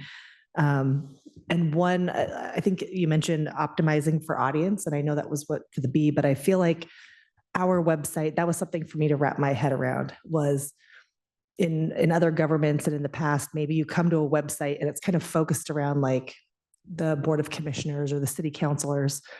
But we didn't really do that with ours. It's more focused on why are people coming to the county website. So I think that was a bit of a difference for me to wrap my head around, but also for people who, and this is some feedback I've heard, people who are coming just for the Board of Commissioners and they're used to that setup. They're going, well, the website's so different. But in reality, I think we're better serving a wider audience. So just something for us and people to still get used to. So my question is, my understanding is that our website is still a bit of a work in progress and that we're still beefing it up and working on that backlog. Can you speak a little more in depth to that piece? Yeah, absolutely. In a real way, we got to the finish line of that project in January of last year, but that really was the start point because we just kind of paid the technological debt of getting up to the right place and getting the departments involved. Ryan has something he says all the time, and he even mentioned it, which is the one county, one experience. And like we mentioned, there are 70 editors of the website currently. That's a lot. That's a lot of people who can go in at any time and make a change. And so part of it is slowly working with those folks to get them, so they're working with Ryan and they're working with Ann to have a consistent message, a consistent delivery, consistent look and feel. So part of it was we didn't want to put too much on everybody in the beginning. And now we're slowly moving that to where we need to be in terms of, by that I mean, this person, their job is to update this part of the information, and that's their job. And it was really difficult for us to go to the department heads and saying, hey, you've got to completely restructure how you're doing data. That's a conversation we're having ongoing in terms of getting them just simple things like making buttons look the same. Because this person might decide they like them in red and this person likes them green. And so those are the type of things that we're pushing towards. And there's been a huge improvement on it just in terms of that consistency. So I covered a lot of things there. I want to regroup, make sure I'm answering your question. Sure. And I guess, so if a community member reaches out and says, gosh, I'm looking for this and I still can't find it, but they should rest assured that we are working on it and, aiming to get to it at some point. It's just a lot. For sure. And that's where as the PIOs got more involved and we can really start looking at where the clicks are, because there's some general rules, like we don't want anybody to have to click more than 6 times. At that point, it's over. Now that we've had a full year, on our agenda right now, start looking at the data of what pages people actually look at, because we can make the mistake of really focusing on something that nobody even looks at and ignoring the things where there's a lot of traffic. We're also, when we did the study, 50% of, this was 2021, 50% of our traffic was on a mobile phone. I think it's up to above 60 now. So there's still a tendency to design the website around PCs, around a big screen, where most of the people are looking at it on a little phone. So some of that is a cultural change for the web content editors to say, what does this look like on a phone? And as opposed to them saying, well, I want, all the, so we've had to do things like you can't have sidebars, you can't have these things that muddy the experience.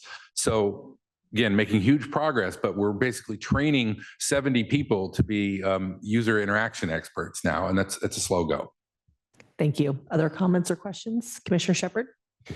Yeah, I want to start by thanking Ann specifically, because I started when I first came in, I had some thoughts about the website, and Ann sat down with me and walked me through this process and what's going on, and I really appreciate that. So I do appreciate what Commissioner Wise said, and I do think that the front page does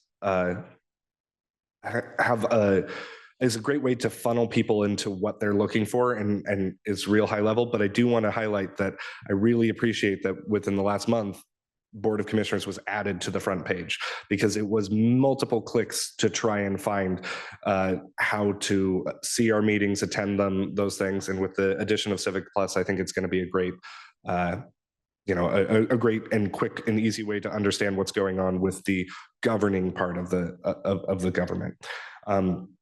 Looking at the front page now, you see quick links for definitely things that are on people's minds, property information, healthcare, and sustainability and solid waste. So like this is, I really appreciate the front page. I will be following along this process. I really think that the website is a great tool for reaching the community, and I think it's been underutilized over the last few years. And I appreciate that we're moving towards having it be a great hub of information for people. I think, yeah, no, I have under my notes for this, I just have, this is great. And then that, so thank you. Thank you, Commissioner Malone. The term broken links was used, and I remember some figure that our old website had over 2,000. 2000, yeah. And which meant you really had to wade through things and be stubborn to a lot of times to find the information.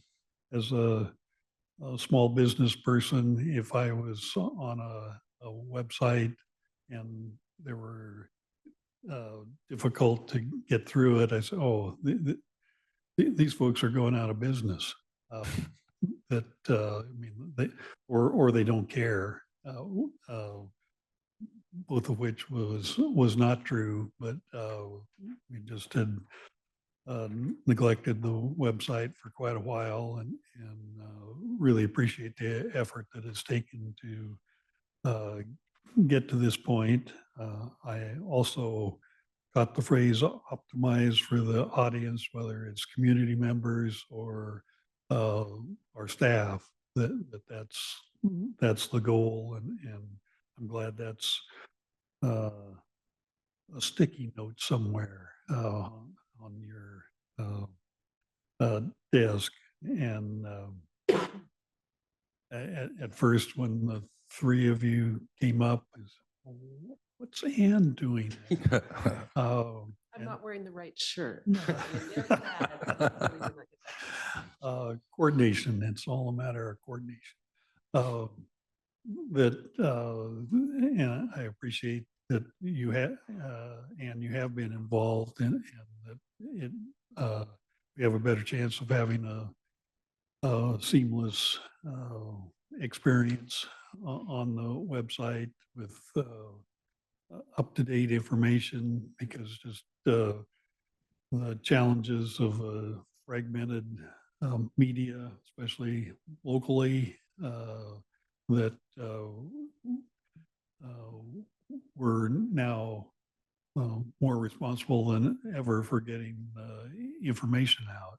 And so now we have the tool, or getting closer to having the tool that we need to keep people informed. So really appreciate the work and the update. Thank you. Thank you. And sure.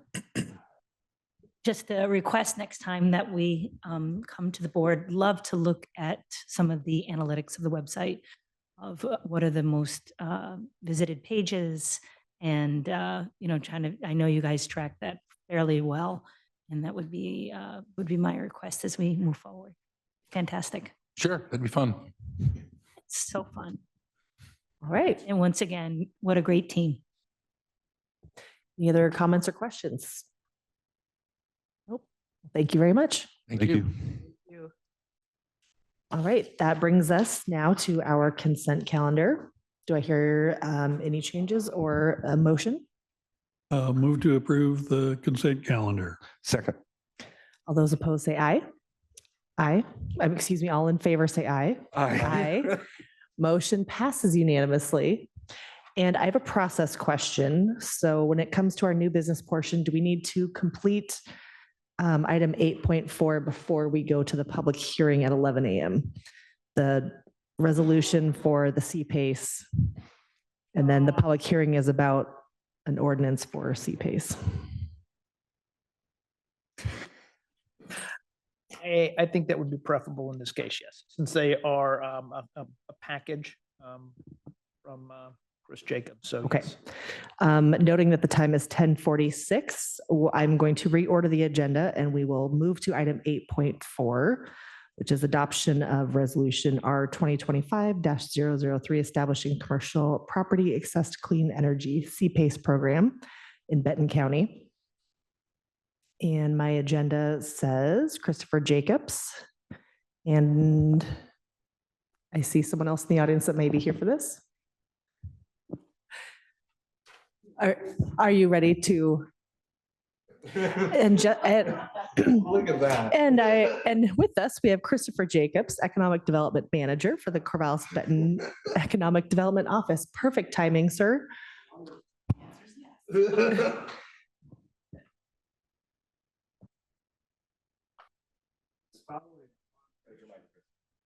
Oh, if you could press the button, yes, thank you. Is it red or okay? It's like a comedy routine. Just following along virtually, and I thought this might be the opportunity for us to get up here. So thank you for taking us a little bit earlier on the agenda. I do have a presentation as included in your packet. So if we can follow along there, that would be great. And while we're doing that, Lily, do you want to introduce yourself? Sure. Lily Bender, Corvallis, Benton County EDO. All right. So we've talked about this a few times in a work session and extensive conversations with staff. I really appreciate Rachel, Vance, and Greg for their support, getting this over the finish line and ready for your consideration today. Commercial Property Assessed Clean Energy Program is enabled by ORS. And currently, there are just a handful of counties across the state that have such programs. Next slide, please. Oh, I do. Look at that. Okay. So what is CPACE? It's a real estate finance program that incentivizes clean energy, seismic improvements, water efficiency. The primary goal is to promote resilience and sustainability of the built environment. It's eligible for multifamily, industrial, or commercial properties. It acts like an assessment. So a property lien is recorded and a loan is paid back to a lender over a period of time. That's a third-party capital provider. So it's not money coming from the county, but rather private lenders. Apologize, this is a lot of text for one screen, but it's a good summary of how it works. So property owner and a capital provider prepare the project documents. The county administrator or designee will review those documents for completeness within 10 days. And then our role really is looking only at project completeness, that it conforms to the guidelines. All risk and liability is borne by the property owner and the capital provider. Upon approval, the capital provider pays the CPACE program fee equal to 1% of the total amount financed, with a minimum of $2,500 or a maximum of $15,000. And there is an amendment to the fee schedule that provides for adjustments to that based on CPI, based on feedback from the financial officer, Greg Munn. All right, so at closing, the county records the notice of benefit and CPACE lien in the document to the county recorder. And that really is the extent of work on the county side, outside of what our office does to complete the review.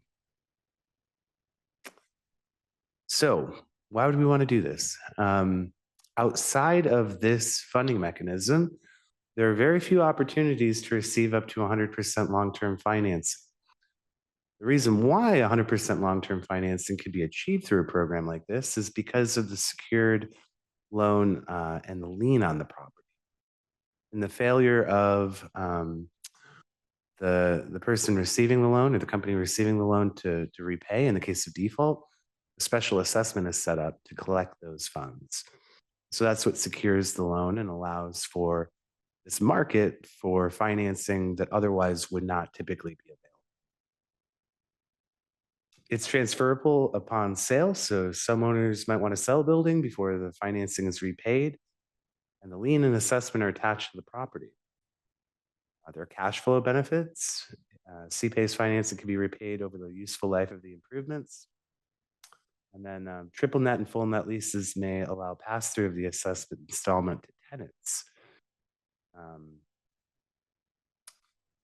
What other counties use CPACE? So Multnomah in 2015 really paved the way. And then over the last several years, there have been 4 additional counties that have come online with programs of their own. Starting with Deschutes, and then those other programs are really modeled around that Deschutes program. And our own program is heavily modeled on the Deschutes program as well.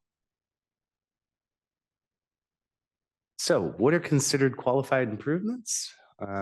Those are projects that decrease energy consumption, support the production of clean renewable energy, decrease water consumption or demand, and address safe drinking water through the use of efficiency products or activities that reduce or support the reduction of water consumption, and then increase seismic activity through rehabilitation.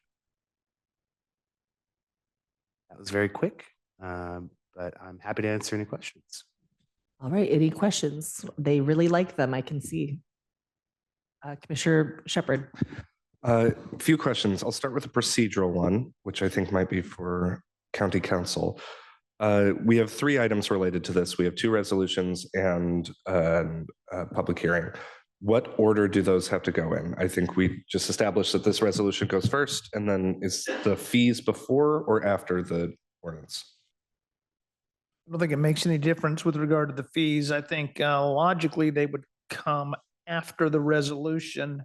The ordinance is a process ordinance. Okay. So it's related, but it's not aligned, if you understand the distinction. So I don't think it matters whether the fees come after the ordinance, which would mean it would follow the public hearing, or if they come right now. Okay, great.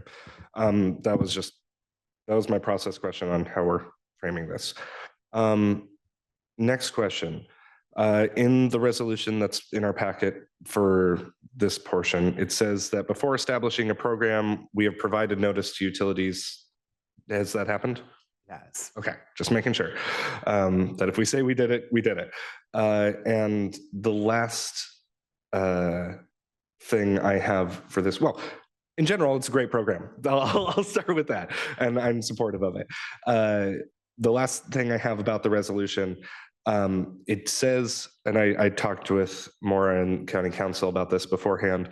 It says Benton County held a duly noticed public hearing on February 4th in order to receive input and comment. And we're approving this resolution before we held the public hearing. And the Van said that language doesn't even need to be in there. So when we do this, I'd like to strike that language because we haven't held a public hearing. We're going to hold a public hearing and it doesn't even need to be there. Okay, so maybe I ordered them backwards. No, Like we should have done the public hearing first. no, this is the correct order. It just says, Oh, okay. it erroneously says that we have held it already. Okay. Versus we are, or we can just remove that part you're saying. You'll make a motion to, okay. So when we get there, I'm going to move to amend. So, but in general, great program. I also want to just note, we sent notice to municipalities as well. So ORS does require that we send notice to utility providers. But as a courtesy, we let the communities of Philomath, Adair Village, Monroe, et cetera, know about the program. So. Yeah, I think I remember a presentation, somebody from Corvallis on this program maybe a year ago or a little bit longer, but it looks like it's fairly new. Deschutes County it's been in place a couple of years. Is there any track record or examples of how it's actually working once it's in place? There haven't been many projects across the counties that have adopted it recently, but there is a strong track record nationwide of billions of dollars being transacted through CPACE across, upwards of 30 states across the country. So it's a pretty tried and true tested program, although in Oregon, to your point, relatively new. This was a goal of the EDO prior to my arriving. It sort of fizzled out because there was a regional approach that was being taken towards adoption. When I got here, I looked at it and I said, this is really a special assessment program. It's not that complicated. I'm pretty sure we can get this done without needing to make it a much larger vision for the region. And so I think it provides a competitive advantage for the mid. There's not many communities in the mid or southern Willamette Valley. Any way we can differentiate ourselves to make this an environment that's conducive for industry, I think is really good. So, Well, I appreciate those comments, and sounds like Oregon may be a little bit behind the curve as far as adopting what other states have, but we're getting there. Okay, thank you. All right, any other comments or questions? Is anyone ready to make a motion? All right, I move to adopt resolution number R 2025-003, establishing a commercial property assessed clean energy CPACE program in Benton County. Second. All those in favor, pardon? And then I'm going to move to strike the sentence, Benton County held a duly noticed public hearing on February 4th, 2025 in order to receive input and public comment. So you're moving to amend your Correct. motion. Second. All right, motion made and seconded, amended and seconded. All those in favor say aye. Aye. Aye. Motion passes. And Maura, you've got that these stricken, the removed sentence removed. is at the top of page 2 of that resolution.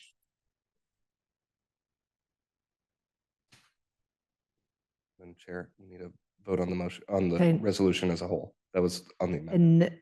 And do I hear a motion for the resolution? So I move to approve the resolution, and then I move to amend it, and we just amended it. So there's a motion on the table to approve the resolution. All those in favor? Aye. Aye. Aye. That one passes as well. Okay. Are we good? Anything else? As long as Maura's got the change, yeah, then we're good. You guys have moved, seconded, voted twice. You're good. Okay. All right. thank you very much. Thank you. And it is 11 a.m. And so next we are moving to. May I interrupt just? Yes. It might be prudent to run through 8.5 while Mr. Jacobs is still here, because remember with our time certain with the hearing. Can be it has to after. 11 or later. Yes. Okay. With that in mind, we will actually move to item 8.5, which is the adoption of resolution R 2025-002, revising land use and planning division fees for services provided by the Community Development Department. And with us again, Christopher Jacobs, Economic Development Manager, Corvallis Benton Economic Development Office. And I also have Petra on here. Petra, would you like to come up as well, or? If not, that's okay too. We could just jump in. Welcome back. Hello. So this is a very simple resolution, just establishing the fees that we had discussed. The percentage of the project capped at 15,000 and with a minimum of 2,500 and adjusted for CPI on an annual basis. There was some discussion internally about where this fee should properly live, and we ended up landing in the land use planning fees. And so you'll see that amended as an exhibit following the resolution. Comments or questions? Commissioner Shepherd? Yeah, so I was reading through the resolution and I looked at the attachment, and it talks about it rounds up to the nearest $5.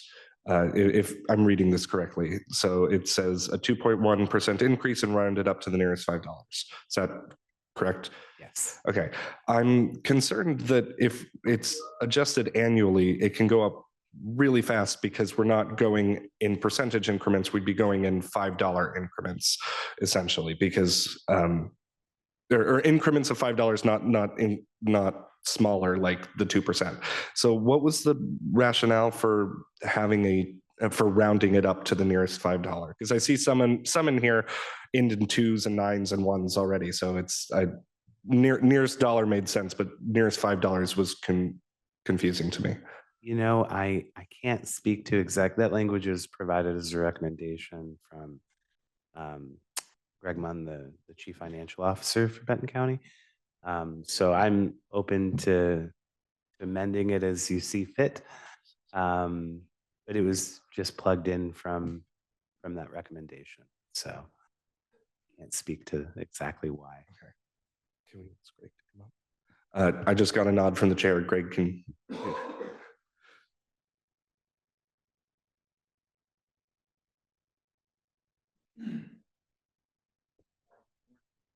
Good morning again. This is Greg Mine, your CFO. So the reason for two things, the reason for rounding up is so that we're not dealing in dollars or even in pennies. $1 would be okay still, but $5 just keeps it round and keeps it an even fee moving forward. So it's not at 93 or 98 or something like that. The other reason for using a CPI is sometimes on programs like this that have a fee associated with it that isn't used often, the fee will get way behind. And so it could be 8 years before or 10 years or some extended period of time. And what we find out is that the fees don't actually cover costs. So the purpose for that was to keep it up with actual costs of providing the program. Okay, may I continue? Okay, I understand keeping it in line with CPI and keeping it relevant in the buying power, of the dollar the same.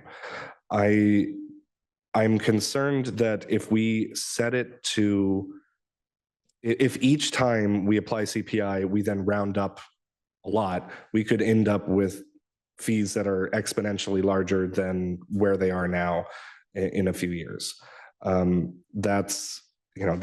That's concerning to me. I really like this program. I want to support this program. So but I'm focused in on this one fee issue. I guess Can I ask a clarifying question? Yeah. So it's tied to CPI. Is it automatically multiplied by CPI, or is it,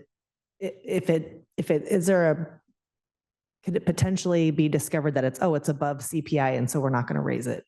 No, it would Okay. just be factored by using CPI. Okay.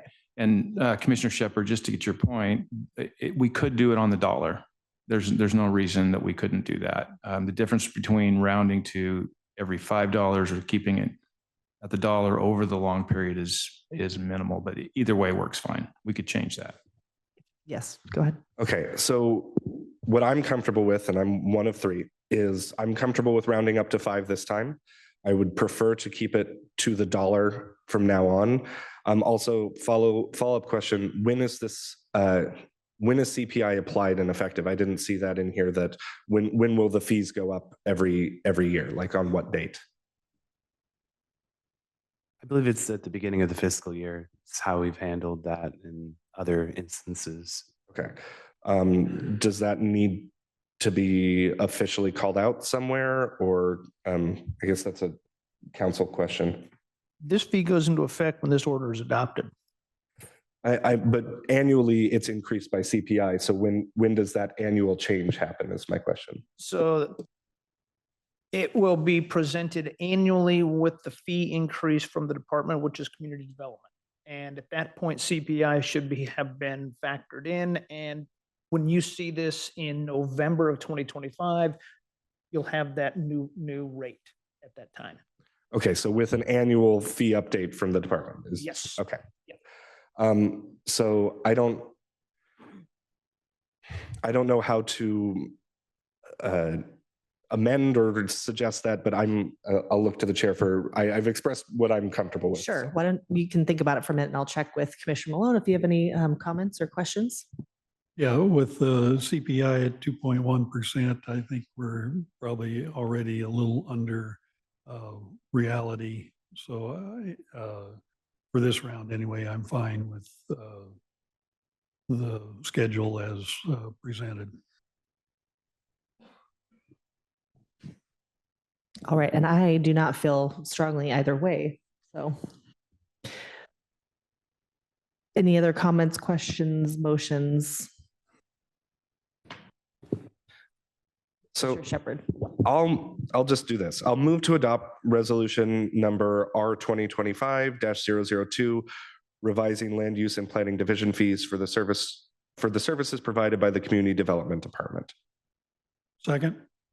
All those in favor, say aye. Aye. Aye. Motion passes.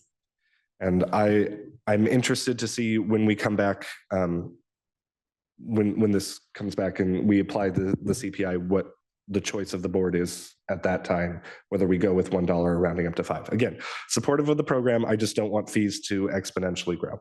Sure. And, you know, between now and then, it sounds like we have plenty of time to get with staff one-on-one if we'd like to and work out some of those things as well. All right. Anything else on this item?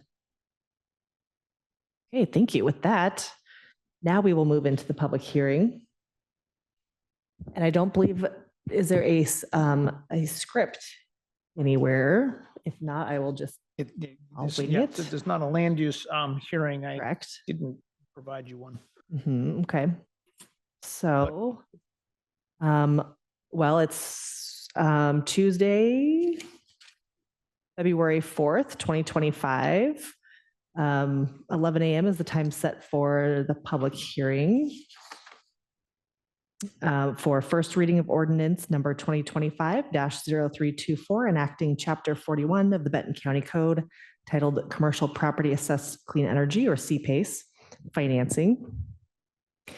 And we will have staff present on the report. I think it's. Or do we go still just Chris. straight to public testimony? Sounds like we will go directly to public testimony. Is there anyone that would like to provide public testimony today? It looks like staff is bringing up the list.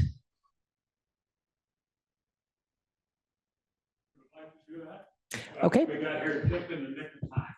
Good, perfect. I'm worried that you'd always make the motion. Perfect timing. So, well, let's, Thankfully, and thank you for having me. thank you, sir. And will you two be providing testimony together, or would you like to provide two separate testimonies? You each can have 3 minutes if you would like. Probably better be two separate then. Okay, so let's start with Brian Obie. Thank you. And if you want to just press the button on the mic in front of you. Yes, and put it close to your mouth. And then we will start the 3-minute clock. Thank you. Thank you. Appreciate you having us this morning. As you are likely aware, we've got a pretty large project going in downtown Corvallis. The reason we have that project going is we want to make, in our work, in the work we do, we want to work on things that make a significant difference in the communities that we operate in. I've been coming to Corvallis since October 12th, 1962, the day of the Columbus Day storm. So I've been in and around it and understand to some extent what Corvallis and Benton County is not about, not as much as you for sure. The one thing that attracted to us to come here to try to build some housing was that there are 20,000 cars a day that leave Corvallis and come back the next morning because they can't find housing in this area. So it is, the housing issues here are painful, as they are in much of the communities in Lane County or in Lane, Benton, and Lynn County, in the areas that we are trying to operate in. And this CPACE financing is only one tool in the toolbox to try to create additional housing in the communities that we serve and want to serve. I frankly cannot tell you for sure that we'll use it in our project. We do have a proposal by a financial company to use it, but we're still gathering that, putting it together. It has its issues relative to the developer or the lenders, but we're trying to work our way through that. We know there are 4 other counties in the state that have adopted CPACE, and it seems like they're doing so successfully. Don't understand the intricacies in the county itself or county government. That's not our side of the deal. And so, but with that, I'll introduce Jessica Quinn, our Vice President of Finance, Administration and Finance, as she is working with lenders and understand perhaps that side could be helpful. Is this on? Yes. Okay, wonderful. Thank you for the opportunity for us to come in and provide comment today, not only on behalf of our business, but really on behalf of the business community in Benton County. As Brian alluded, we have the opportunity to build new business in downtown Corvallis, and we're very excited for that opportunity. We've been chasing it and working through feasibility studies for the last 2 years, actually.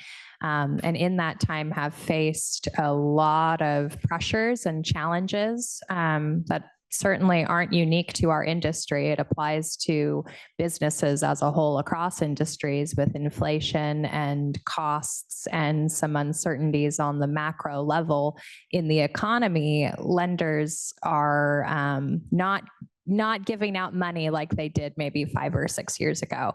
And we've ran into our challenges in that environment. And CPACE was actually first introduced to us ahead of hearing that it was on the agenda for Benton County. And it was our intention from the start to come and to partner with the county to try and bring this tool to your county to help not only our project, but other projects come to fruition. It was a great surprise to call Chris Jacobs and learn that it was already on the table for the county to consider. And I want to commend you for bringing that tool, because it is going to help us make this important project happen, a project that the city is excited about, the community is excited about, during a time when otherwise it might not be feasible to do so. We have a CPACE lender that we are actively working with, who's partnering with another bank. So with this being passed, it provides another proposal on the table for us to make our project happen. And that's why we're here today. So thank you very much for considering it and putting it on the table and for giving us the opportunity to speak to why it's important. Thank you. And do commissioners have any questions for? Nope. All right, thank you. We'd love to get better acquainted sometime and share with you what we're trying to do, but thank you for your time this morning, for That sure. sounds wonderful. If you would like to send us emails, we can get that set up. Thank you. Thank you. Is there anyone else in the room who would like to provide testimony? Seeing and hearing none, is there anyone online who would like to provide testimony? Seeing and hearing none, I will close the public hearing. And we will move to deliberations. Nope. Motions. Commissioner Shepherd. I move to adopt ordinance number 2025-0324. Yep.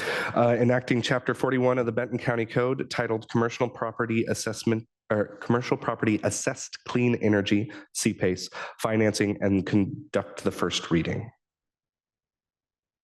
Second. Motion made and seconded. All those in favor say aye. Aye. Aye. Motion carries. Thank you. And at some point, we will have a second reading. Well, we need to have first reading. County Council, could you please read?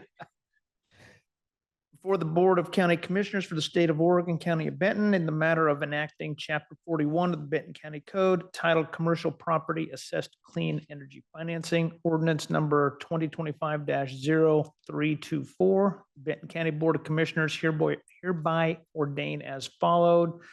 Now therefore, no, excuse me, Part 1, short title, this ordinance shall be known as Enactment of BCC Chapter 41, Commercial Property Assessed Clean Energy Financing. The second reading, which is not a public hearing, it is just a second reading, will take place 2 weeks from today, which is scheduled for February 18th. Our ordinances take effect 30 days following that second reading, so that effective date of this ordinance will be March 20th. Assuming we have a second read. don't want to be presumptuous.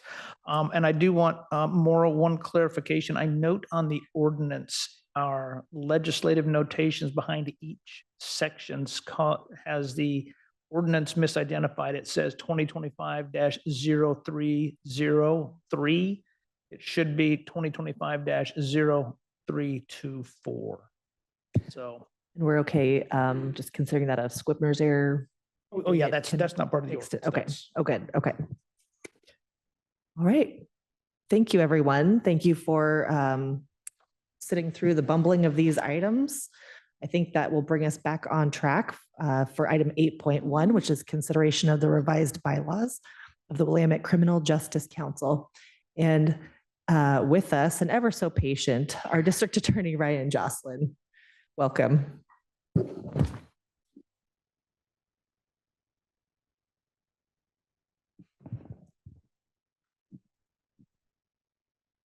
I supposed to see a red light on here? Yes, you are. Yep. There we go. Yeah. Gotcha. Good morning, and thank you for having me, Ryan Johnson, District Attorney. I'm coming before you today to seek your approval of the recently amended bylaws of the Willamette Criminal Justice Council. As you may know, this is the culmination of the work of former Commissioner Zan Ojiro on at least one project. And we've been working toward amending these bylaws for some time. County Council Vance Croney drafted the changes, did some excellent work on making them more, I think, easy to follow and clarifying how transitions amongst the various members were to occur. And we presented these to the full group or full group of the Willamette Criminal Justice Council back in November. However, we lacked a quorum to be able to approve those. And then we had the holidays, and then we brought those back in January, and the full group was able to consider those and agreed and passed those unanimously. As you probably are aware, the Willamette Criminal Justice Council is our county's iteration of the LIPSYNC, the Local Public Safety Committee Council. And but we accomplished the mandate by that statute to do certain tasks, but we have a little bit broader approach as well as far as working toward the promotion of and the goal planning of the local criminal justice system. The bylaws do a couple of things. The changes to the bylaws do a couple of things. In part, we've made the group a little bit more. Well, we've shrunk the number of members. We went from 39 members down to a potential 27 members. It's great that we have a lot of interest and participation throughout the community. A number of law enforcement related or interested agencies and individuals participate, but at some point the numbers were becoming too unwieldy. So this is an effort to dial that back and have a little closer knit, tighter group and a little bit more functionality. And then also the bylaws set forth how the terms of the different participants are to rotate.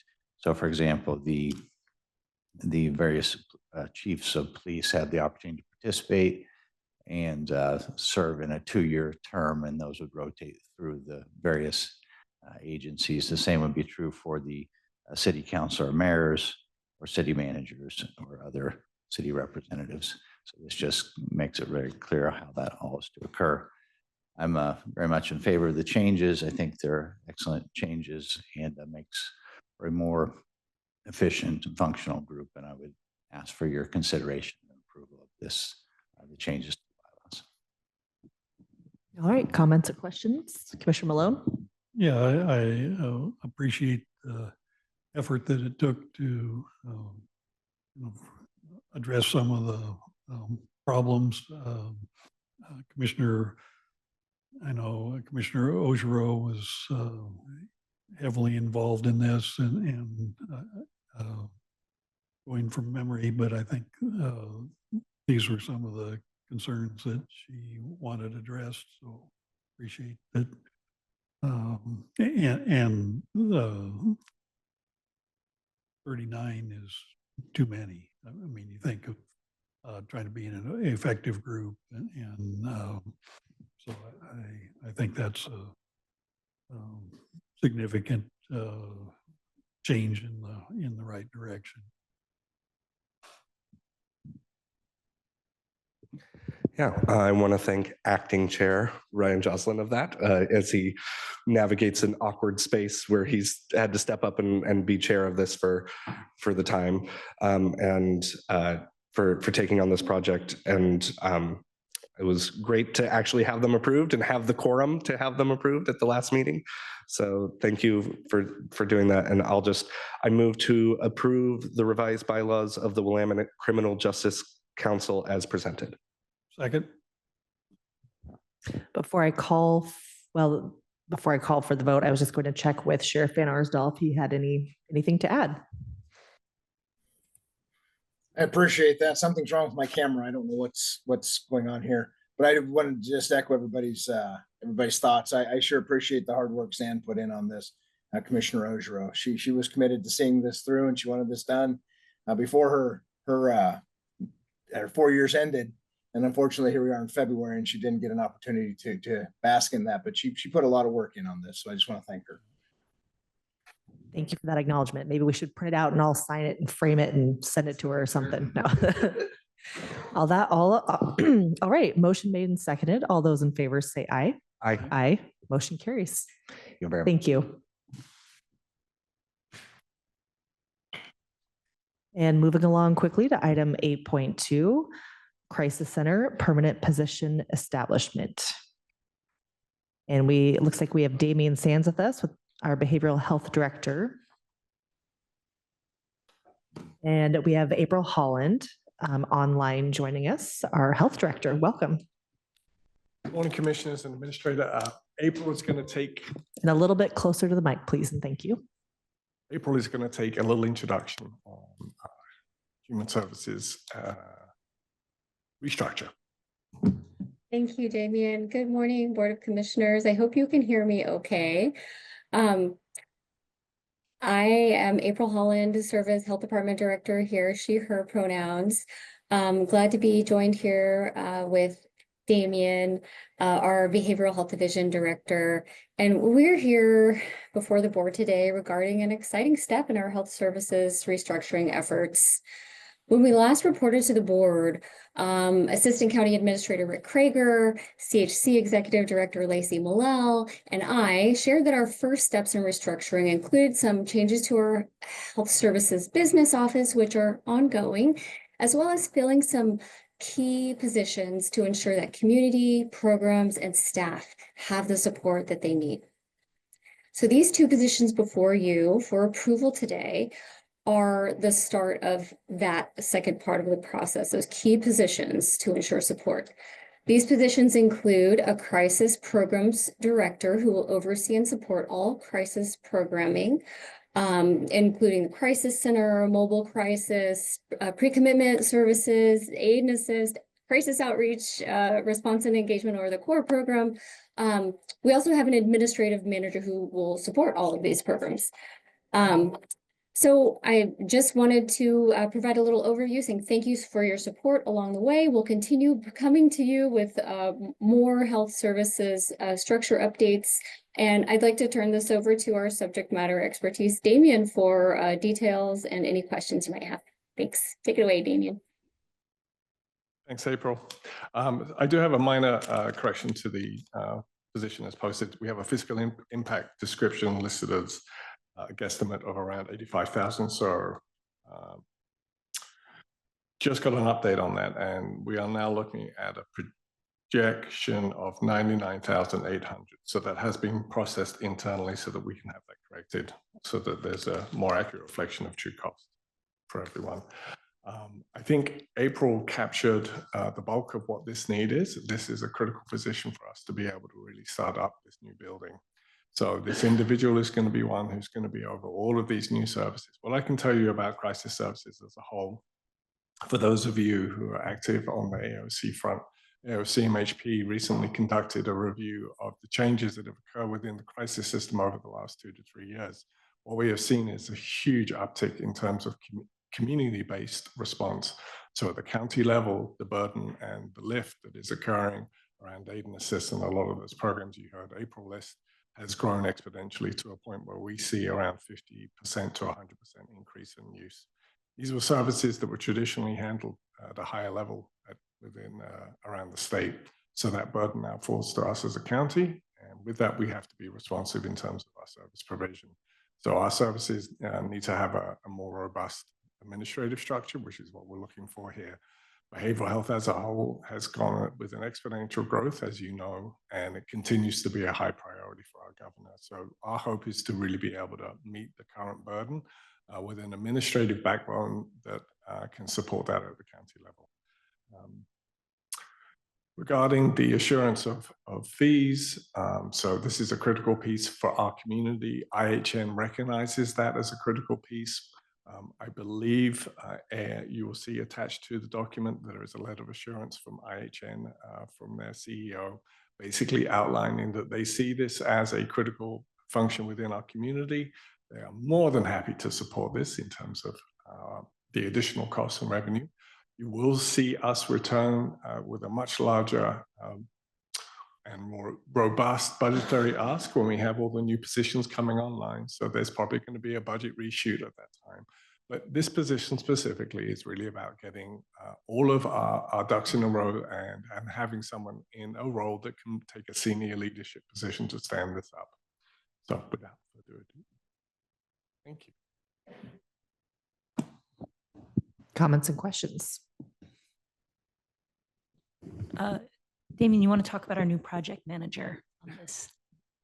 So as a part of that lift, of which it is an expedited lift, we do have a wonderful new project manager come to us. So Stacy has been with us now for, I think, 3 to 4 weeks. Stacy comes from the, I'm going to get this wrong in terms of it's the State Training Academy regarding on the law enforcement side.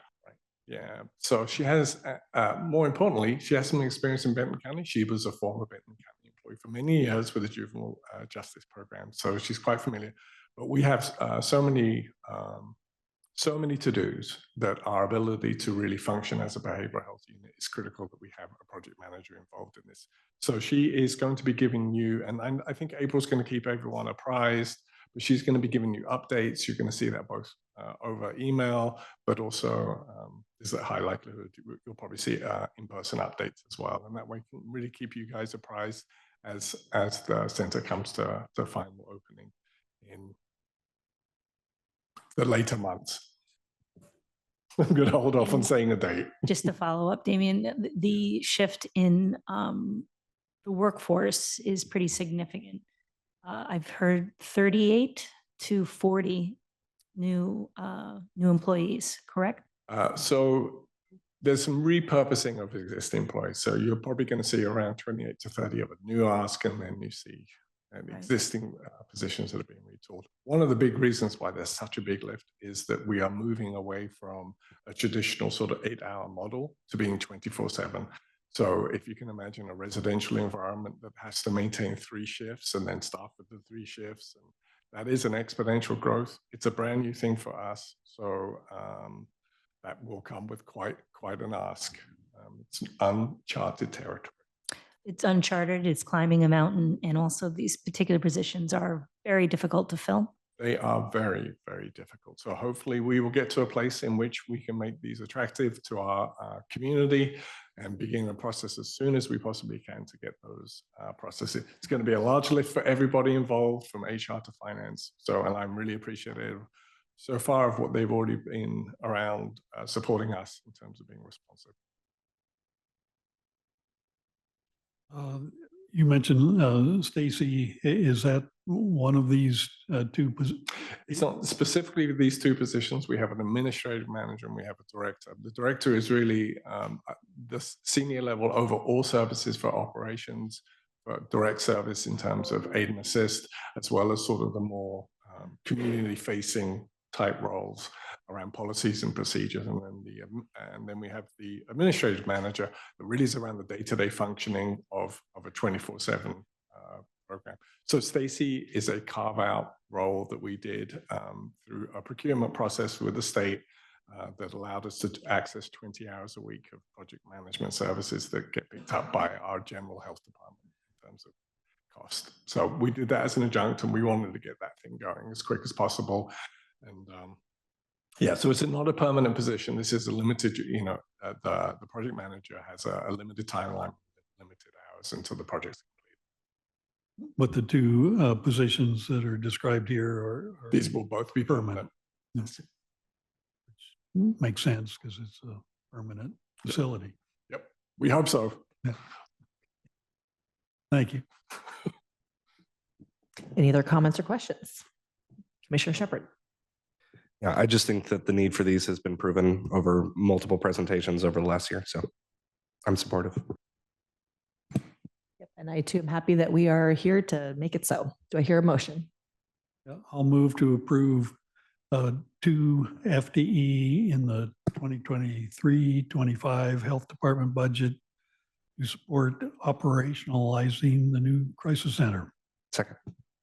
All those in favor say aye. Aye. Aye. Motion carries. Thank you very much, April and Damien, and thank you for your patience as well today. Absolutely. Thank you all.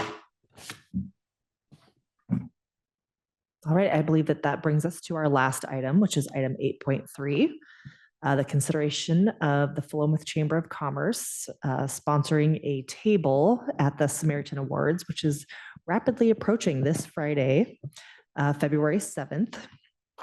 And on page 123 of our packet is information that you can look at. And I am just navigating there myself. So in the past, I believe that we have been a table sponsor for the amount of $150. And I believe that's kind of what the ask is today. So comments, questions? I think this is a worthwhile cause. I've attended in the past, and it goes with our theme of making sure we recognize our smaller communities and support them whenever we can with our money and attendance. I plan on attending, and I'd support $150. All right. And it is seating for 8, and there are 3 of us commissioners. Would we like to talk about who else to invite to sit at our table?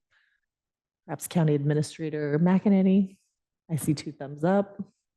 Sometimes in the past, we've also extended invitations to the district attorney and the sheriff. I think that the sheriff and the district attorney deserve invites, and that brings us to what, 6-ish. Is there anyone you absolutely don't want to invite? No, I'm just kidding. Oh yeah, I'm just kidding. there's a It's list, but I'm Vance. not getting No. into that in a public meeting. No. Okay, so it sounds like we, Maura, would you like a motion for us to? Yeah, I'll move to approve being a table sponsor at $150 for the Philomath Samaritan Awards. Do you want a second? Sure, why not? Second. All those in favor say aye. Aye. Aye. Motion carries. And Maura, since this is rapidly approaching, do you think that staff could reach out to them today to make it happen? Perfect. Thank you so much. And with that, I will ask, is there anything else for the good of the order? Hearing none, I will adjourn the meeting at 11:36 a.m. Have a wonderful day, everyone.